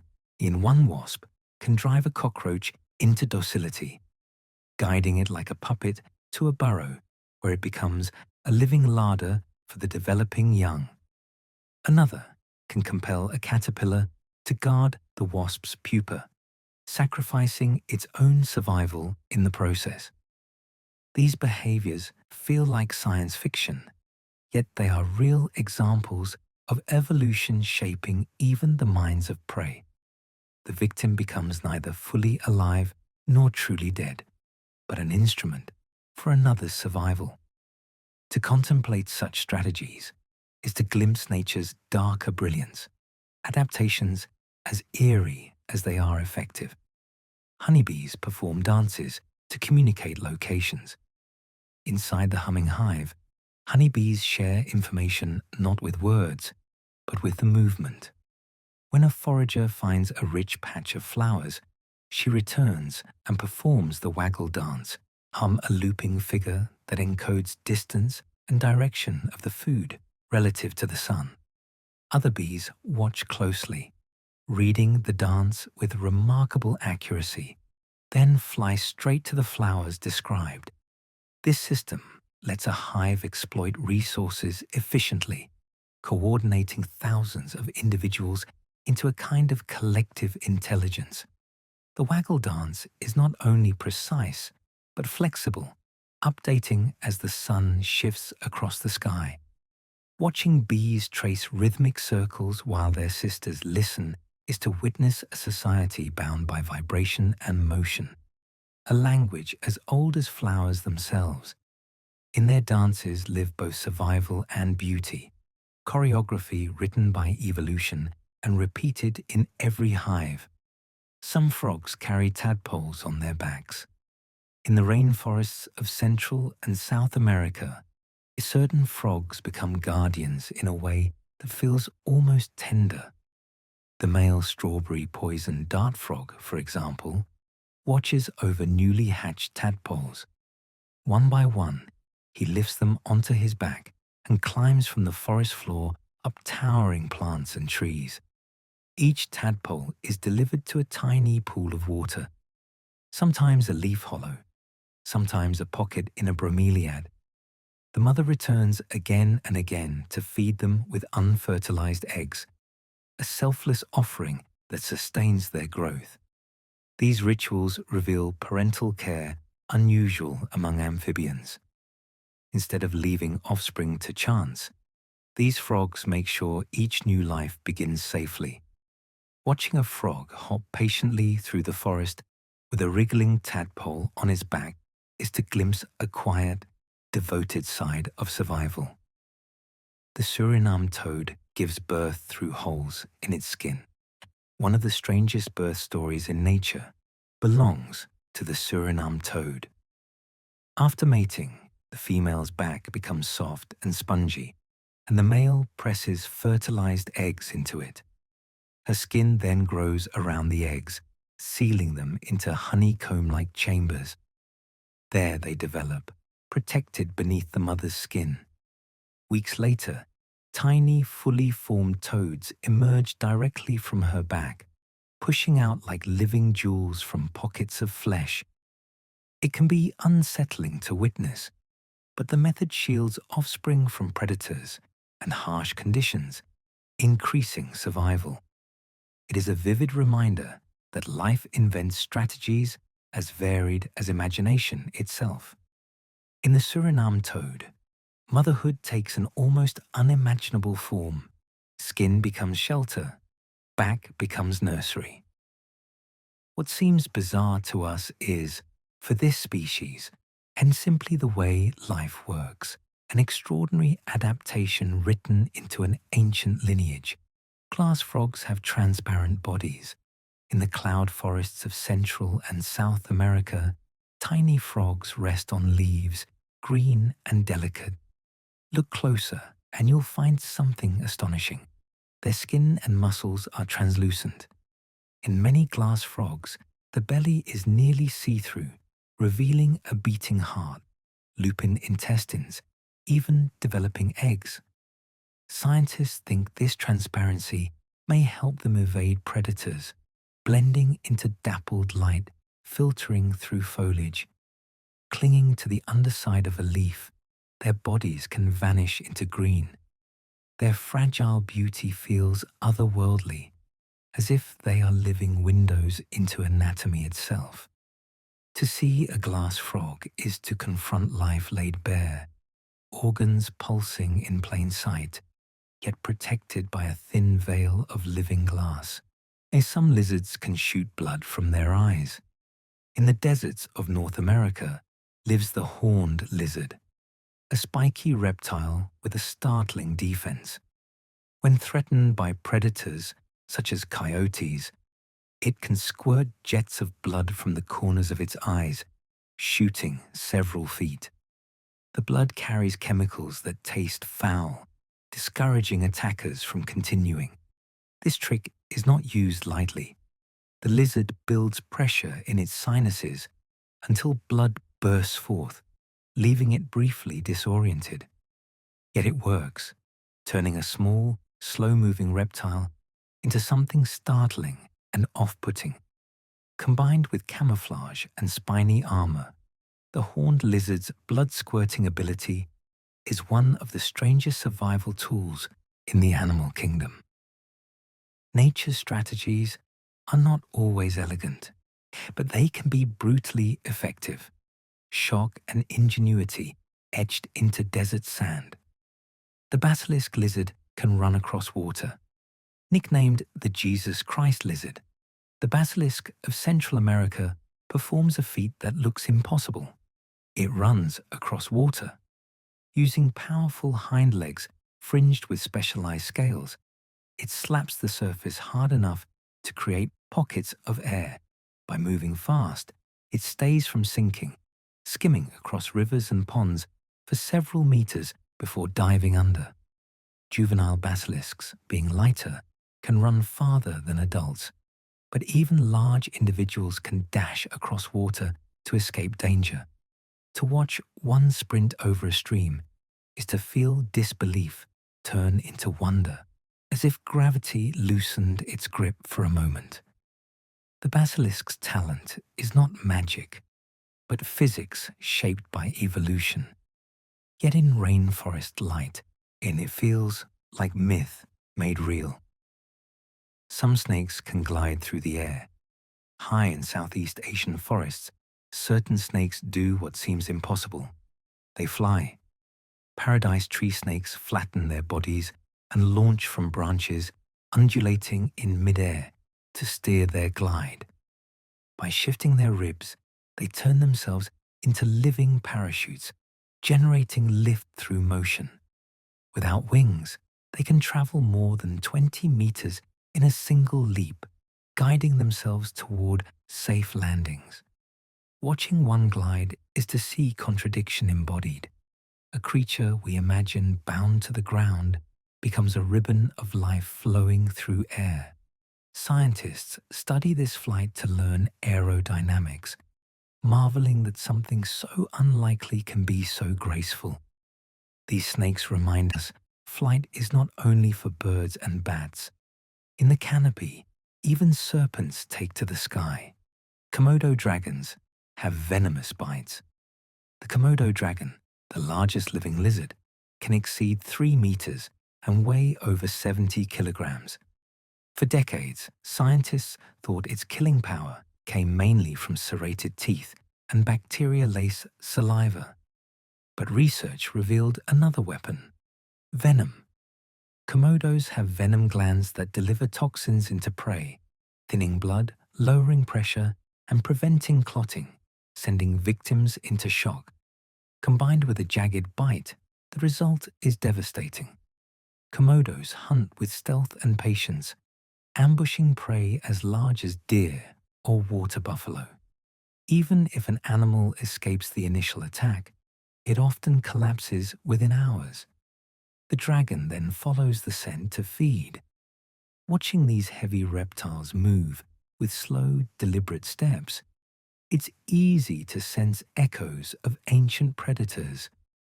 In the Komodo dragon, case evolution preserved a relic of a more primal world. Crocodiles can slow their hearts to survive long without food. Crocodiles are masters of endurance. With metabolisms far slower than ours, they can go weeks, sometimes months, without eating. One secret is their remarkable control over the heart. A crocodile can slow its heartbeat to just a few beats per minute, conserving oxygen and energy while lying motionless in water or buried in mud. This lets it ambush prey with near infinite patience, waiting for the perfect moment. In lean seasons, it helps them endure when other predators might starve. Crocodiles are living fossils, shaped by more than 200 million years of evolution. Their slow, steady hearts echo an ancient rhythm, reminding us that survival is not always speed or action, but stillness, efficiency, and the power to wait. In their silence lives a nearly timeless strength. Some fish use electricity to communicate. In murky water where sight is limited, certain fish evolved a language of electricity. Electric fish, such as knifefish and elephant-nose fish, generate weak electric fields around their bodies. By modulating these signals, they sense objects, navigate in darkness, and even communicate. Each fish carries a distinct electric signature, allowing recognition of mates and rivals. They exchange bursts, pulses, or waves like coded messages, filling the water with silent conversation. To humans, electricity is a tool of civilization. To these fish, it is a natural sense, as basic as hearing or vision. Their lives reveal how many ways there are to perceive a world, and how alien, yet logical, another sense can be. And imagine water alive with invisible electric chatter, a hidden dimension of life beyond our experience. Electric eels can deliver shocks strong enough to stun horses. Despite their name, electric eels are not true eels, but knifefish. They are famous for producing powerful discharges, up to about 600 volts, enough to knock a person back, and historically strong enough to stun a horse. They use electricity for both hunting and defense. A sudden jolt can paralyze prey, allowing the eel to swallow it whole. They also emit weaker pulses to sense surroundings in dark water. Their bodies function like living batteries, with specialized cells called electrocytes stacked in rows like biological capacitors. When triggered, these cells fire together, releasing a shock of astonishing strength. In the Amazon, where electric eels live, they have long been respected and feared. To meet one is to feel raw biology turned into lightning. Bioluminescent bacteria can make fish glow. In the ocean's twilight, light becomes both weapon and shield. Many deep-sea fish do not glow on their own, but host colonies of bioluminescent bacteria in specialized organs. The bacteria emit a steady living light, creating lanterns beneath the waves. Some fish use this glow for camouflage. matching faint downlight so predators below can't see their silhouette. Others use it as a lure, drawing prey close. The relationship is symbiotic. The fish offer nutrients and shelter, and the bacteria provide illumination. Flashlight fish, for example, carry glowing patches beneath their eyes that they can blink on and off, making patterns in the dark. It's strange to imagine animals powered by microbial colonies, yet in the deep ocean, such partnerships are common. Even in darkness, life finds ways to shine together. Some squid communicate through shifting colors. Squid are among the ocean's most expressive beings, their skin alive with pigment and iridescence. Beneath the surface lie chromatophores, tiny sacs of color that expand and contract at lightning speed. With them, squid can flash patterns across their bodies, shifting from pale tones to deep crimson in an instant. Scientists think many species use this not only for camouflage, but also for communication. Groups may coordinate their color displays, pulsing stripes or spots in synchrony, perhaps signaling courtship, aggression, or cooperation. Imagine a school of squid flickering like a living light show. Messages carried in color we cannot fully translate. To us, their displays feel almost like neon rippling under the sea. To squid, it is language, a silent dialogue written in patterns that never stop changing. The vampire squid lives in nearly oxygen-free depths. Despite its ominous name, the vampire squid is a delicate survivor of the deep. It inhabits one of the harshest ocean zones, the oxygen minimum layer, where oxygen is so scarce that most creatures cannot endure. The vampire squid drifts slowly, conserving energy with gelatinous flesh and a cloak-like webbing between its arms. Unlike many relatives, it does not hunt aggressively. Instead, it collects marine snow, tiny drifting bits of organic matter, using sticky filaments, rolling them into food. Its name comes from dark color and eerie shape, but it feeds more like a gentle gatherer than a predator. In water that seems nearly unlivable, it has carved out a niche, a ghostly echo of ancient cephalopods. It shows that survival isn't always strength or ferocity. Sometimes it's patience, efficiency, and the art of living on very little. The colossal squid has eyes the size of dinner plates. In the cold depths around Antarctica lives the colossal squid, a creature so rarely observed that only a handful have ever been recorded. It can reach lengths comparable to giant squid, but is heavier, an undeniable leviathan. Its most astonishing feature is its eyes, the largest known in the animal kingdom, up to about 30 centimeters across, the size of a dinner plate. And these enormous eyes help it detect the faintest hints of light in the abyss, bioluminescent glimmers, or the looming shadow of predators like sperm whales. To imagine looking into such an eye is to feel the immensity of the deep staring back. Colossal squids remain mysterious, their lives largely hidden, but their eyes alone reveal how vast and profoundly dark their world truly is. Some deep-sea fish have transparent heads. In the black stillness of the deep drifts, one of the strangest creatures on Earth, the barrel fish. Its head is transparent, like a living glass dome, revealing its faint green eyes inside. These eyes point upward, scanning for the silhouettes of prey above, while the fish hovers nearly motionless. When needed, the eyes can rotate forward to track food. This unusual design lets the barrel live with precision in near total darkness, conserving energy while staying alert. The clear shield also protects its delicate eyes from the stinging tentacles of siphonophores, gelatinous predators of the deep. To see a barrel-eye is to glimpse something alien, a skull that is not barrier but window, turning its inner workings into a survival strategy. In the deep, life rewrites the rules of form itself.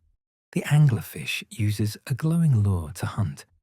Few deep ocean images are as haunting as an anglerfish, all jagged teeth, an eerie lantern. From its head extends a fleshy stalk tipped with bioluminescent bacteria that glow like a living bulb. In the endless night of the abyss, this lure shines irresistibly, drawing curious fish and squid close. When they approach, the anglerfish snaps its jaws with lightning speed, swallowing prey nearly half its size. Females, far larger than males, carry the lure, while tiny males may fuse to their bodies permanently, becoming little more than attachments that provide sperm. This bizarre existence feels like fantasy, yet it is the reality of deep-sea survival. In darkness, light is life, and the anglerfish has weaponized it, turning a beacon into a trap. Some crabs decorate themselves with living sponges. Camouflage in the ocean comes in many styles, but some crabs turn it into an art form. Decorator crabs pluck bits of sponge, coral, and even living anemones, fastening them to hooked bristles on their shells. These living ornaments disguise their bodies, breaking up their outlines against the reef's busy backdrop. And some choices are tactical. Anemones sting would-be predators, adding extra defense, while certain sponges can release toxins. The crab, in return, gives the anemone mobility, carrying it to fresh hunting grounds. Watching a decorated crab move is like seeing a walking garden, a small patch of reef brought to life. What looks playful is actually a survival method, a clever partnership between animal and environment. In the endless contest of predator and prey, some crabs endure not by disappearing, but by becoming a living landscape. Hermit crabs form vacancy chains to trade shells. Hermit crabs don't grow shells of their own. They borrow empty ones left behind by snails. But as they grow, they must upgrade to larger homes. And in nature, this can create remarkable social scenes. When a new shell appears and multiple hermit crabs gather and inspect it carefully, if it's too large for the smallest, they often form a line from smallest to largest, each crab waiting for the one ahead to move into a better shell so it can inherit the shell just vacated. These vacancy chains can involve a dozen crabs or more, shifting homes in a sequence that depends on perfect timing. The cooperation ensures that many benefit, turning scarcity into something like a community exchange. Watching crabs swap shells like tenants trading apartments is both funny and quietly profound, a glimpse of how even simple creatures can navigate limited resources through patience and order. Some shrimp can see more colors than humans. Our eyes, impressive as they are, use 3 kinds of color receptors to paint the rainbow. But the mantis shrimp, a small and flamboyantly colored reef predator, carries up to 16 types. That means it experiences the world in ways we can hardly imagine, sensing ultraviolet and polarized light that remain invisible to us. For a mantis shrimp, the reef is likely a storm of signals, patterns, and shades hidden from human vision. These abilities help it hunt and communicate. As its shell flashes cues meant only for others like it, trying to picture its view of reality becomes nearly impossible, a palette beyond our comprehension. It reminds us our sight is not the edge of what exists, only one version among many. The ocean holds colors we will never truly see. The mantis shrimp punches with the force of a bullet. Beyond its astonishing vision, the mantis shrimp has another superpower, one of the fastest strikes in the animal kingdom. Its club-like limbs accelerate so quickly they generate cavitation bubbles, tiny voids in water that collapse with bursts of heat and light. The blow is powerful enough to crack crab shells, break snail armor, and even shatter aquarium glass. To its prey, the hit can land with the force of a speeding bullet. Even more remarkable, the mantis shrimp can deliver repeated strikes without destroying its own limbs, thanks to spring-loaded structures and shock-absorbing tissues built into its arm. Watching it hunt is like seeing physics unleashed, mechanics harnessed with explosive precision. Despite its small size, the mantis shrimp blends brilliance with ferocity, extraordinary perception paired with devastating power, a tiny gladiator of the reef hiding in plain sight. Some worms glow green in the ocean. In the ocean's twilight, where daylight thins and darkness begins to settle, some worms shine with an eerie green glow. These are polychaetes, delicate animals whose bodies shimmer with bioluminescence.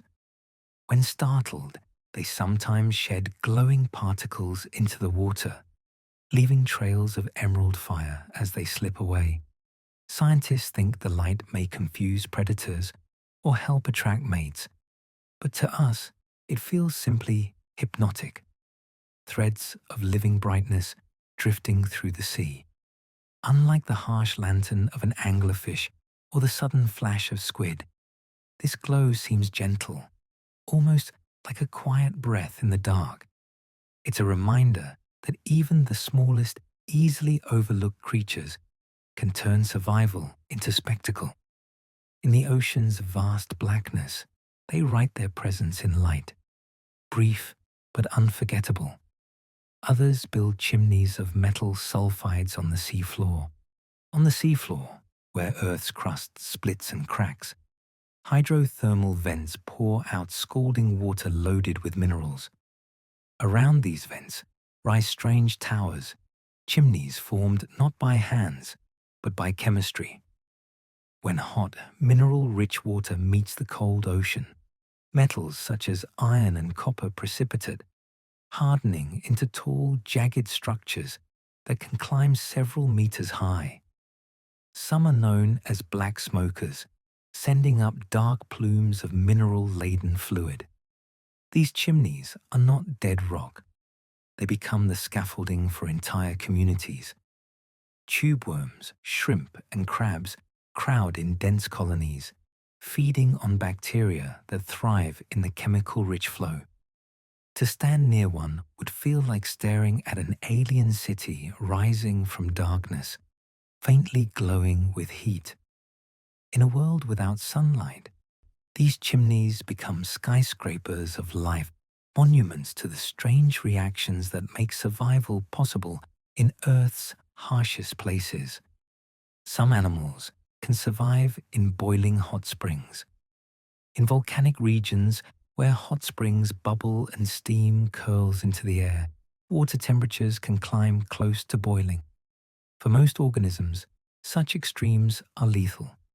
Yet certain life forms, thermophiles, not only endure but flourish. Microscopic bacteria and archaea thrive in these scalding pools, their enzymes adapted to function where ours would fail. Some even paint the springs with vivid color, turning the water brilliant shades of orange, yellow, and green. In some places, tiny worms and small crustaceans are also found tolerating heat that seems unimaginable.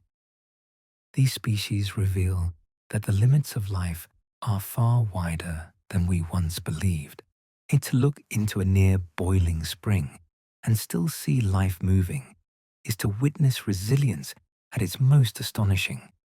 In places that appear impossible, nature redraws the boundaries of what can be.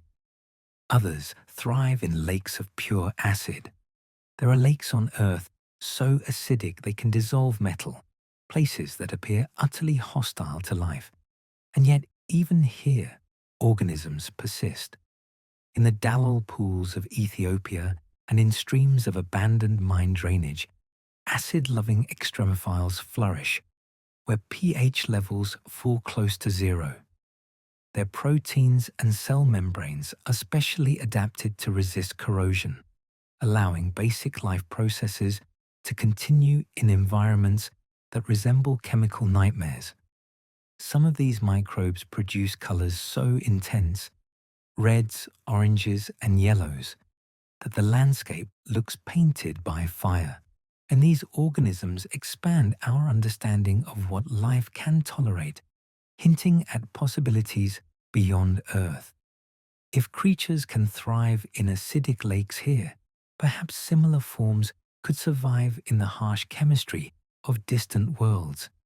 In their quiet endurance, these microbes remind us that life is stubborn, creative, and unwilling to surrender, even under conditions we call impossible. Bacteria live miles beneath Earth's surface. Beneath our feet stretches a hidden biosphere, reaching deep into solid rock. In tiny cracks and water-filled pores, bacteria survive under enormous pressure, cut off from the surface world for millions of years. Some feed on hydrogen released by slow chemical reactions between water and stone. Others consume traces of methane or sulfur compounds. These organisms exist on such long timescales that their life cycles unfold over centuries instead of days. Scientists drilling into deep mines and boreholes have discovered thriving microbial communities in places sunlight has never touched. This underground biosphere may contain more living mass than all the oceans combined, an invisible realm of life quietly pulsing far below the ground. It reshapes our image of Earth. The planet is not only alive on its surface, but alive throughout its depths, humming with unseen persistence. Some creatures survive on nothing but sulfur and heat. Near hydrothermal vents where scalding water surges from the seafloor, strange animals flourish without sunlight or oxygen. Giant tube worms, clams, and crabs inhabit a world powered not by photosynthesis, but by chemosynthesis, the conversion of chemicals into usable energy. Inside the bodies of tube worms live symbiotic bacteria that feed on hydrogen sulfide, a gas deadly to most organisms. These bacteria produce nutrients that sustain their hosts from within. The worms, with their blood-red plumes and long pale bodies, look like alien beings rooted in darkness. To us, this environment seems unlivable, hot, toxic, and pitch black. Yet here, life thrives abundantly, proving that Earth does not depend on sunlight alone. These sulfur-powered ecosystems show that life can adapt beyond measure, transforming poison into nourishment. Extremophiles show that life can exist in almost any condition. Boiling heat, freezing cold, crushing pressure, lethal radiation, acidic pools, alkaline lakes. Everywhere humans once believed life could not survive, it has been discovered. The organisms that inhabit these extremes are called extremophiles, and they challenge nearly every assumption about biology. Some bacteria endure radiation thousands of times stronger than what would kill a human. Others survive total dehydration, losing almost all their water and remaining dormant for decades before reviving. Together, extremophiles reveal that the requirements for life are not narrow, but astonishingly broad. This understanding changes not only how we see Earth, but how we imagine life elsewhere. If microbes can live in acid, ice, and boiling vents, perhaps on Mars, Europa, or Titan, something also survives unseen. Extremophiles whisper that life is not fragile, but persistent, perhaps universal, waiting wherever conditions allow. Birds are living dinosaurs. When you watch a robin perched on a fence or a hawk circling high above, you are witnessing the living legacy of dinosaurs. Birds are not merely related to them. They are dinosaurs, the descendants of theropods like Velociraptor. Feathers appeared long before flight, likely for insulation or display, and were later adapted for soaring and gliding. Even today, bird skeletons carry echoes of their reptilian ancestors, from hollow bones to clawed feet. The realization that birds are dinosaurs transforms how we view the past. The great lineage that once ruled the planet never truly vanished. It rose into the air. Every chirp, every flutter, every flock crossing the sky continues a story more than 200 million years old. Dinosaurs still walk among us. They perch in trees and sing at dawn. Crocodiles have changed little in 200 million years. If birds are the dinosaurs that evolved, crocodiles are the ones that endured. Modern crocodiles closely resemble their ancient ancestors, having altered very little in body form for more than 200 million years. Their design is already highly efficient. Armored skin, immensely powerful jaws, and stealthy ambush tactics leave little need for evolutionary redesign. Crocodiles witnessed the rise and fall of dinosaurs, the drifting apart of continents, and the appearance of mammals, yet they remain.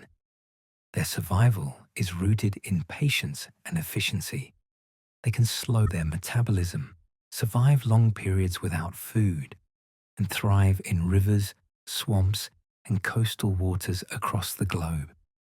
To see a crocodile resting on a riverbank is to glimpse prehistory alive in the present, and they are living fossils, reminding us that sometimes the greatest evolutionary strategy is not constant change, but timeless perfection. Some fish have lungs as well as gills. Most fish breathe only through gills, extracting oxygen directly from water. But some species bridge two worlds by carrying both gills and lungs. Lungfish, for example, rise to the surface to gulp air, using primitive lungs to survive when ponds dry out. In parts of Africa and South America, they burrow into mud during droughts, sealing themselves in cocoons and breathing air until rain returns. These dual breathing abilities are ancient evolutionary remnants, echoes of the transition from water to land hundreds of millions of years ago.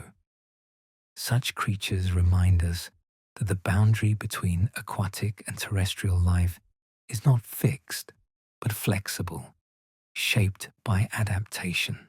And to watch a fish surface for air is to glimpse the distant origins of land animals. It was fish like these that eventually gave rise to amphibians, reptiles, and mammals.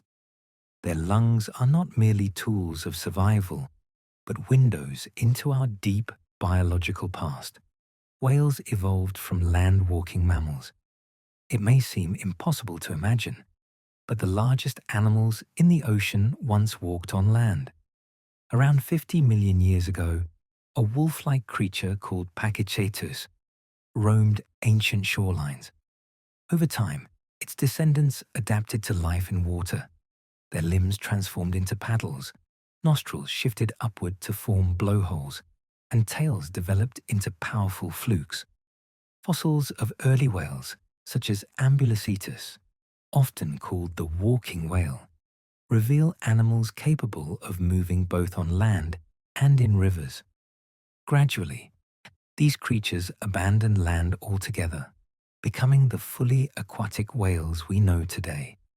When a whale breaches the surface, you are not only seeing a giant of the sea, but a mammal whose lineage returned to the ocean after a long evolutionary journey. Their songs and migrations carry echoes of this forgotten past, reminding us that even giants once walked the earth. Horses' ancestors were once the size of small dogs. Modern horses are powerful animals, capable of racing across open plains at great speed. Yet their earliest ancestors looked very different. About 55 million years ago, a small creature called Eohippus, or the dawn horse, lived in ancient forests, barely larger than a fox terrier. It had multiple toes instead of hooves and fed on leaves rather than grasses. As climates changed and forests gave way to grasslands and horses grew larger, their toes fused into single hooves for speed, and their diets shifted toward tough grasses. The evolution of horses is a vivid example of how life reshapes itself in response to changing environments. When we watch a horse run today, it carries within its stride the memory of this long transformation. From tiny forest dweller to thundering grazer, its journey mirrors the shifting landscapes of Earth itself. The blue whale is the largest animal ever to live, larger than any dinosaur that ever walked the planet. The blue whale stands as the greatest giant in Earth's history. Reaching lengths of over 30 meters and weighing up to 200 tons, it surpasses every other known animal in size.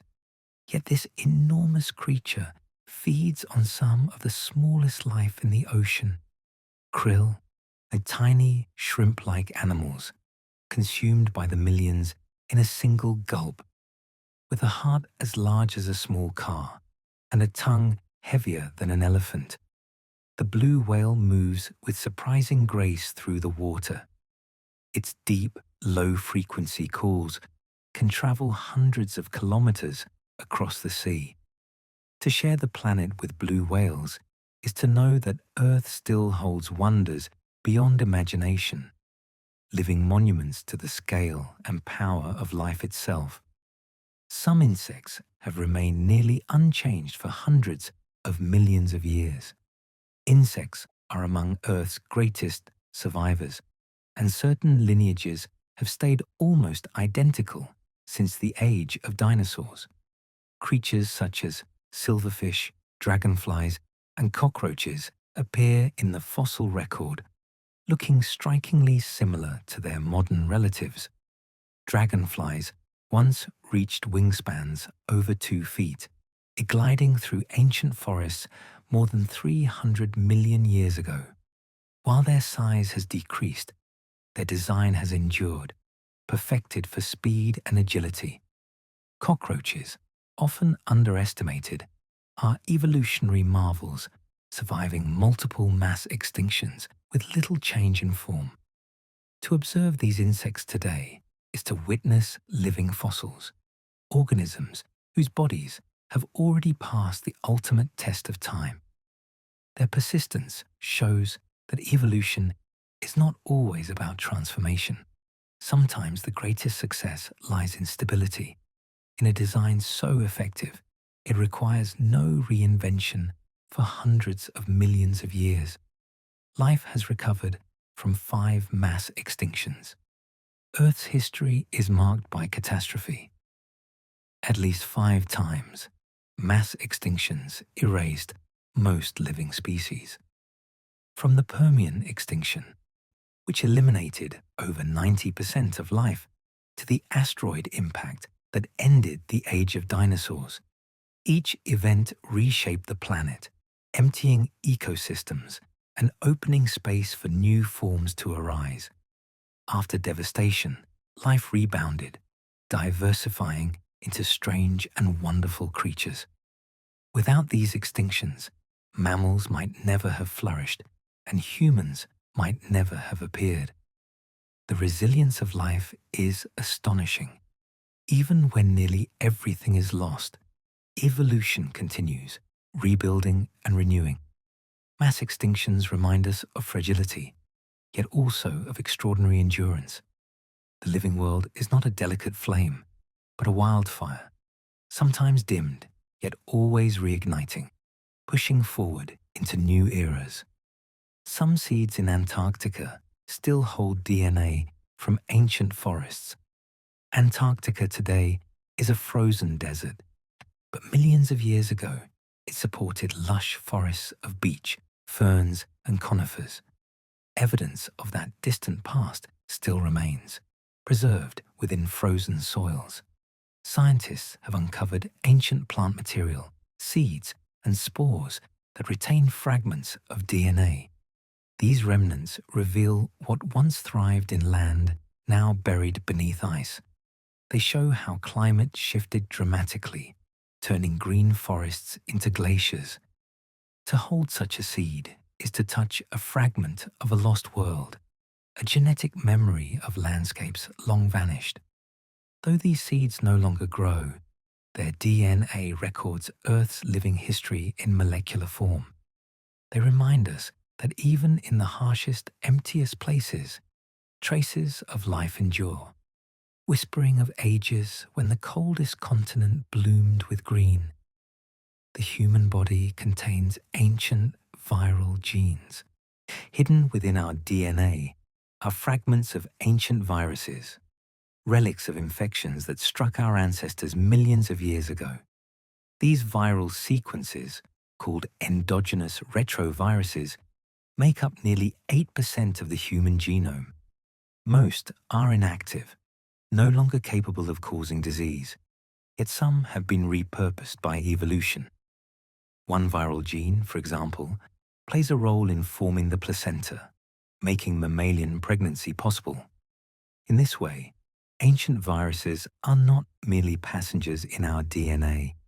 They are part of what makes us human. Every cell carries echoes of viral invasions long past, reminding us that our genomes are not pristine, but patchworks of survival. We are, in part, built from remnants of enemies we once faced. Life turns even invasion into opportunity, weaving adversity into the fabric of existence itself. Every breath you take contains atoms from countless organisms. When you inhale, you breathe more than oxygen. The air holds atoms that have passed through countless beings before you. The carbon you exhale may once have belonged to a leaf, a bird, or a dinosaur. The oxygen you inhale may have flowed through the lungs of an ancient mammoth or pulsed in the blood of a whale. Because atoms are endlessly recycled, every breath connects us to the entire history of life. With each inhalation, we join an unbroken chain stretching back billions of years. Breathing becomes more than survival. It becomes communion with forests, oceans, and creatures long gone. To breathe is to share in Earth's story, to carry fragments of all that has ever lived within us. Every breath reminds us that life is not separate, but shared. All life on Earth shares the same genetic code. From bacteria hidden near deep sea vents to oak trees reaching towards sunlight, from hummingbirds to humans, all life is written in the same chemical alphabet. DNA, composed of just 4 nucleotides, underlies every organism on the planet. The universality of this code is astonishing. The instructions that build a mushroom are written in the same language as those that form a whale. This shared heritage suggests all life descends from a common ancestor, a single spark billions of years ago that blossomed into endless forms. The fact that we share genetic kinship with insects, fish, and trees dissolves the illusion of separation. It reveals a profound truth. Earth's living world is one family, endlessly branching, yet rooted in the same origin. In every genome, in from the simplest microbe to a human being, lies the same signature, a universal poem of existence. You are made of atoms forged in ancient stars. Long before Earth existed, stars lived and died in brilliant explosions called supernovae. Within their fiery cores, Elements heavier than hydrogen and helium were created: carbon, oxygen, iron, calcium. When those stars exploded, they scattered these building blocks across the galaxy. Over time, they gathered into planets, oceans, and living beings. The calcium in your bones, the iron in your blood, the oxygen you breathe were all born in stars that died billions of years ago. To realize this is to feel both small and infinite. You are not separate from the cosmos, but part of it, carrying stardust in every cell. The universe dreamed itself into atoms, and those atoms became you. And when you look at the night sky, remember that you are not only gazing at stars, you are gazing at your own ancient kin. And so, dear listener, our journey through the wonders of life on Earth comes to a gentle close. Together, we have drifted across forests and seas, deserts and mountains, through deep time and hidden present moments. We wandered with ancient creatures, glowing worms, and whales that sing across oceans. We followed the story of life as it stretched, adapted, endured, and reshaped itself again and again. If your eyes feel heavy now, you may let them close. Allow your breathing to settle into a steady rhythm, like waves on a quiet shore, like the beating of wings, like the tide of life itself. Each breath connects you to everything that has ever lived, a single thread in the vast, unbroken web of Earth's story. If you enjoyed this journey, you may like, subscribe, or leave a comment when you awaken. It helps this channel grow and allows us to continue sharing these quiet stories of wonder with the world. But for now, there is nothing more you need to do. You are part of this planet, part of its ancient rhythm, part of its great unfolding mystery. Let that thought cradle you gently, like the sea holding its creatures, like the earth holding all its life. Sleep well, dream softly, and remember that you carry the stories of stars and oceans within you. Good night.